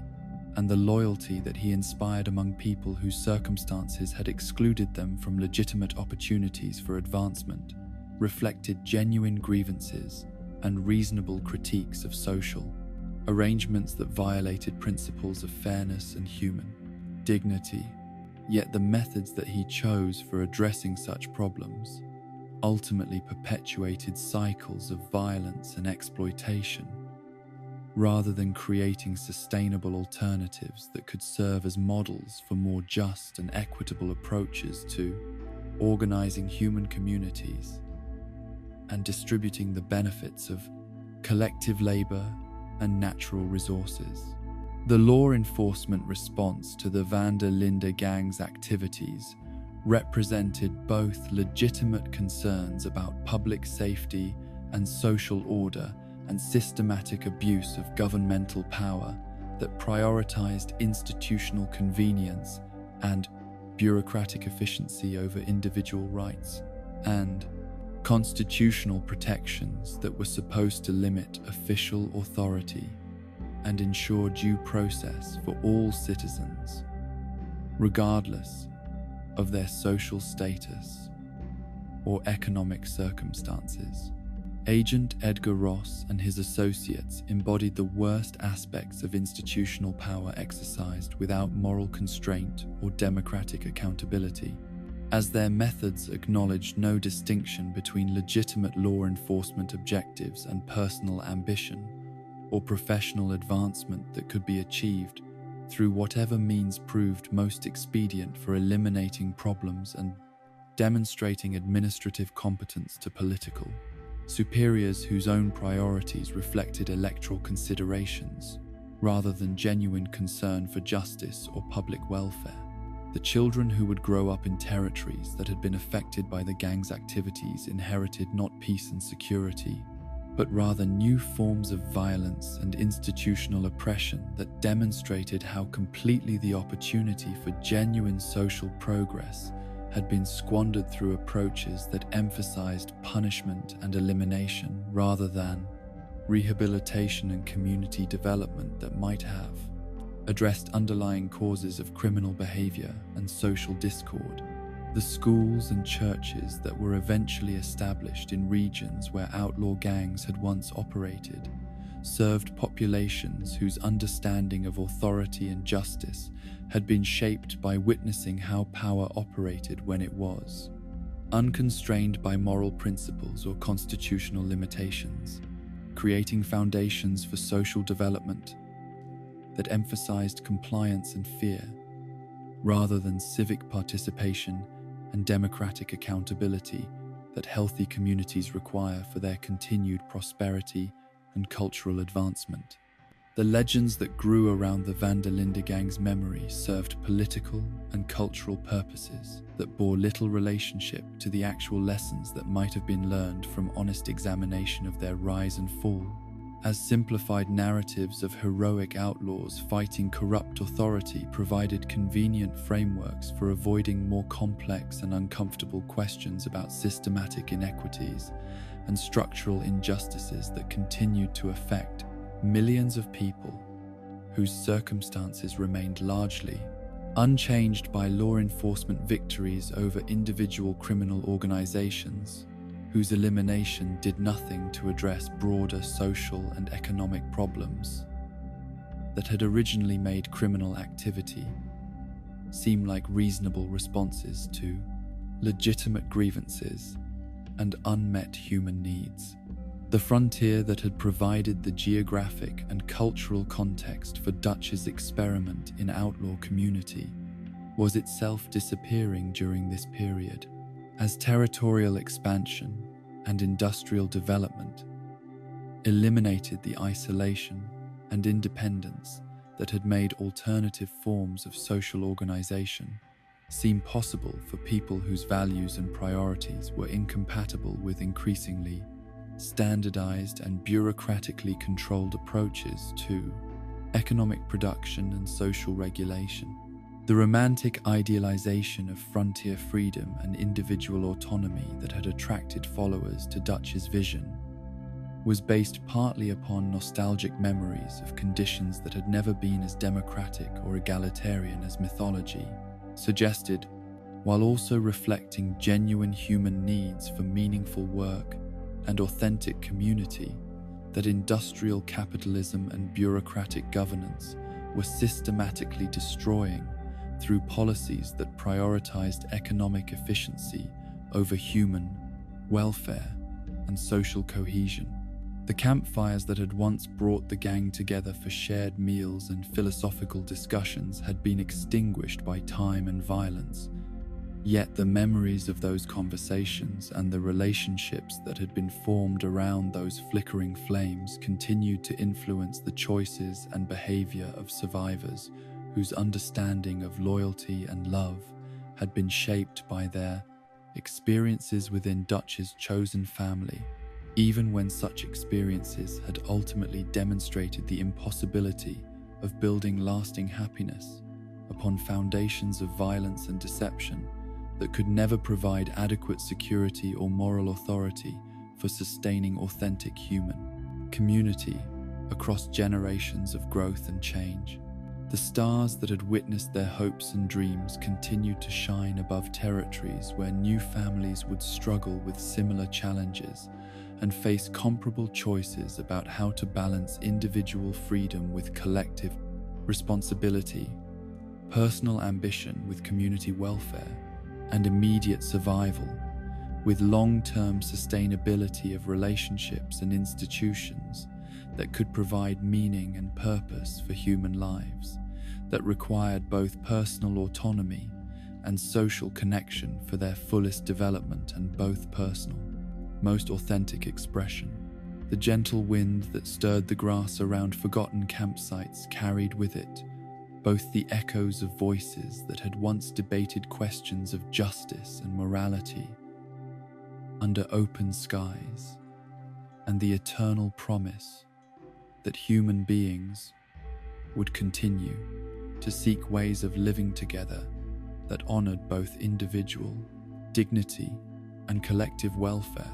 despite the failures and tragedies that had marked previous attempts to reconcile competing values and incompatible loyalties that seemed to make peaceful resolution impossible yet, which represented fundamental aspects of human nature that could never be permanently suppressed or eliminated through violence or institutional control, that failed to address underlying needs and legitimate aspirations that made criminal alternatives seem attractive to people whose circumstances had excluded them from conventional pathways toward security and fulfillment.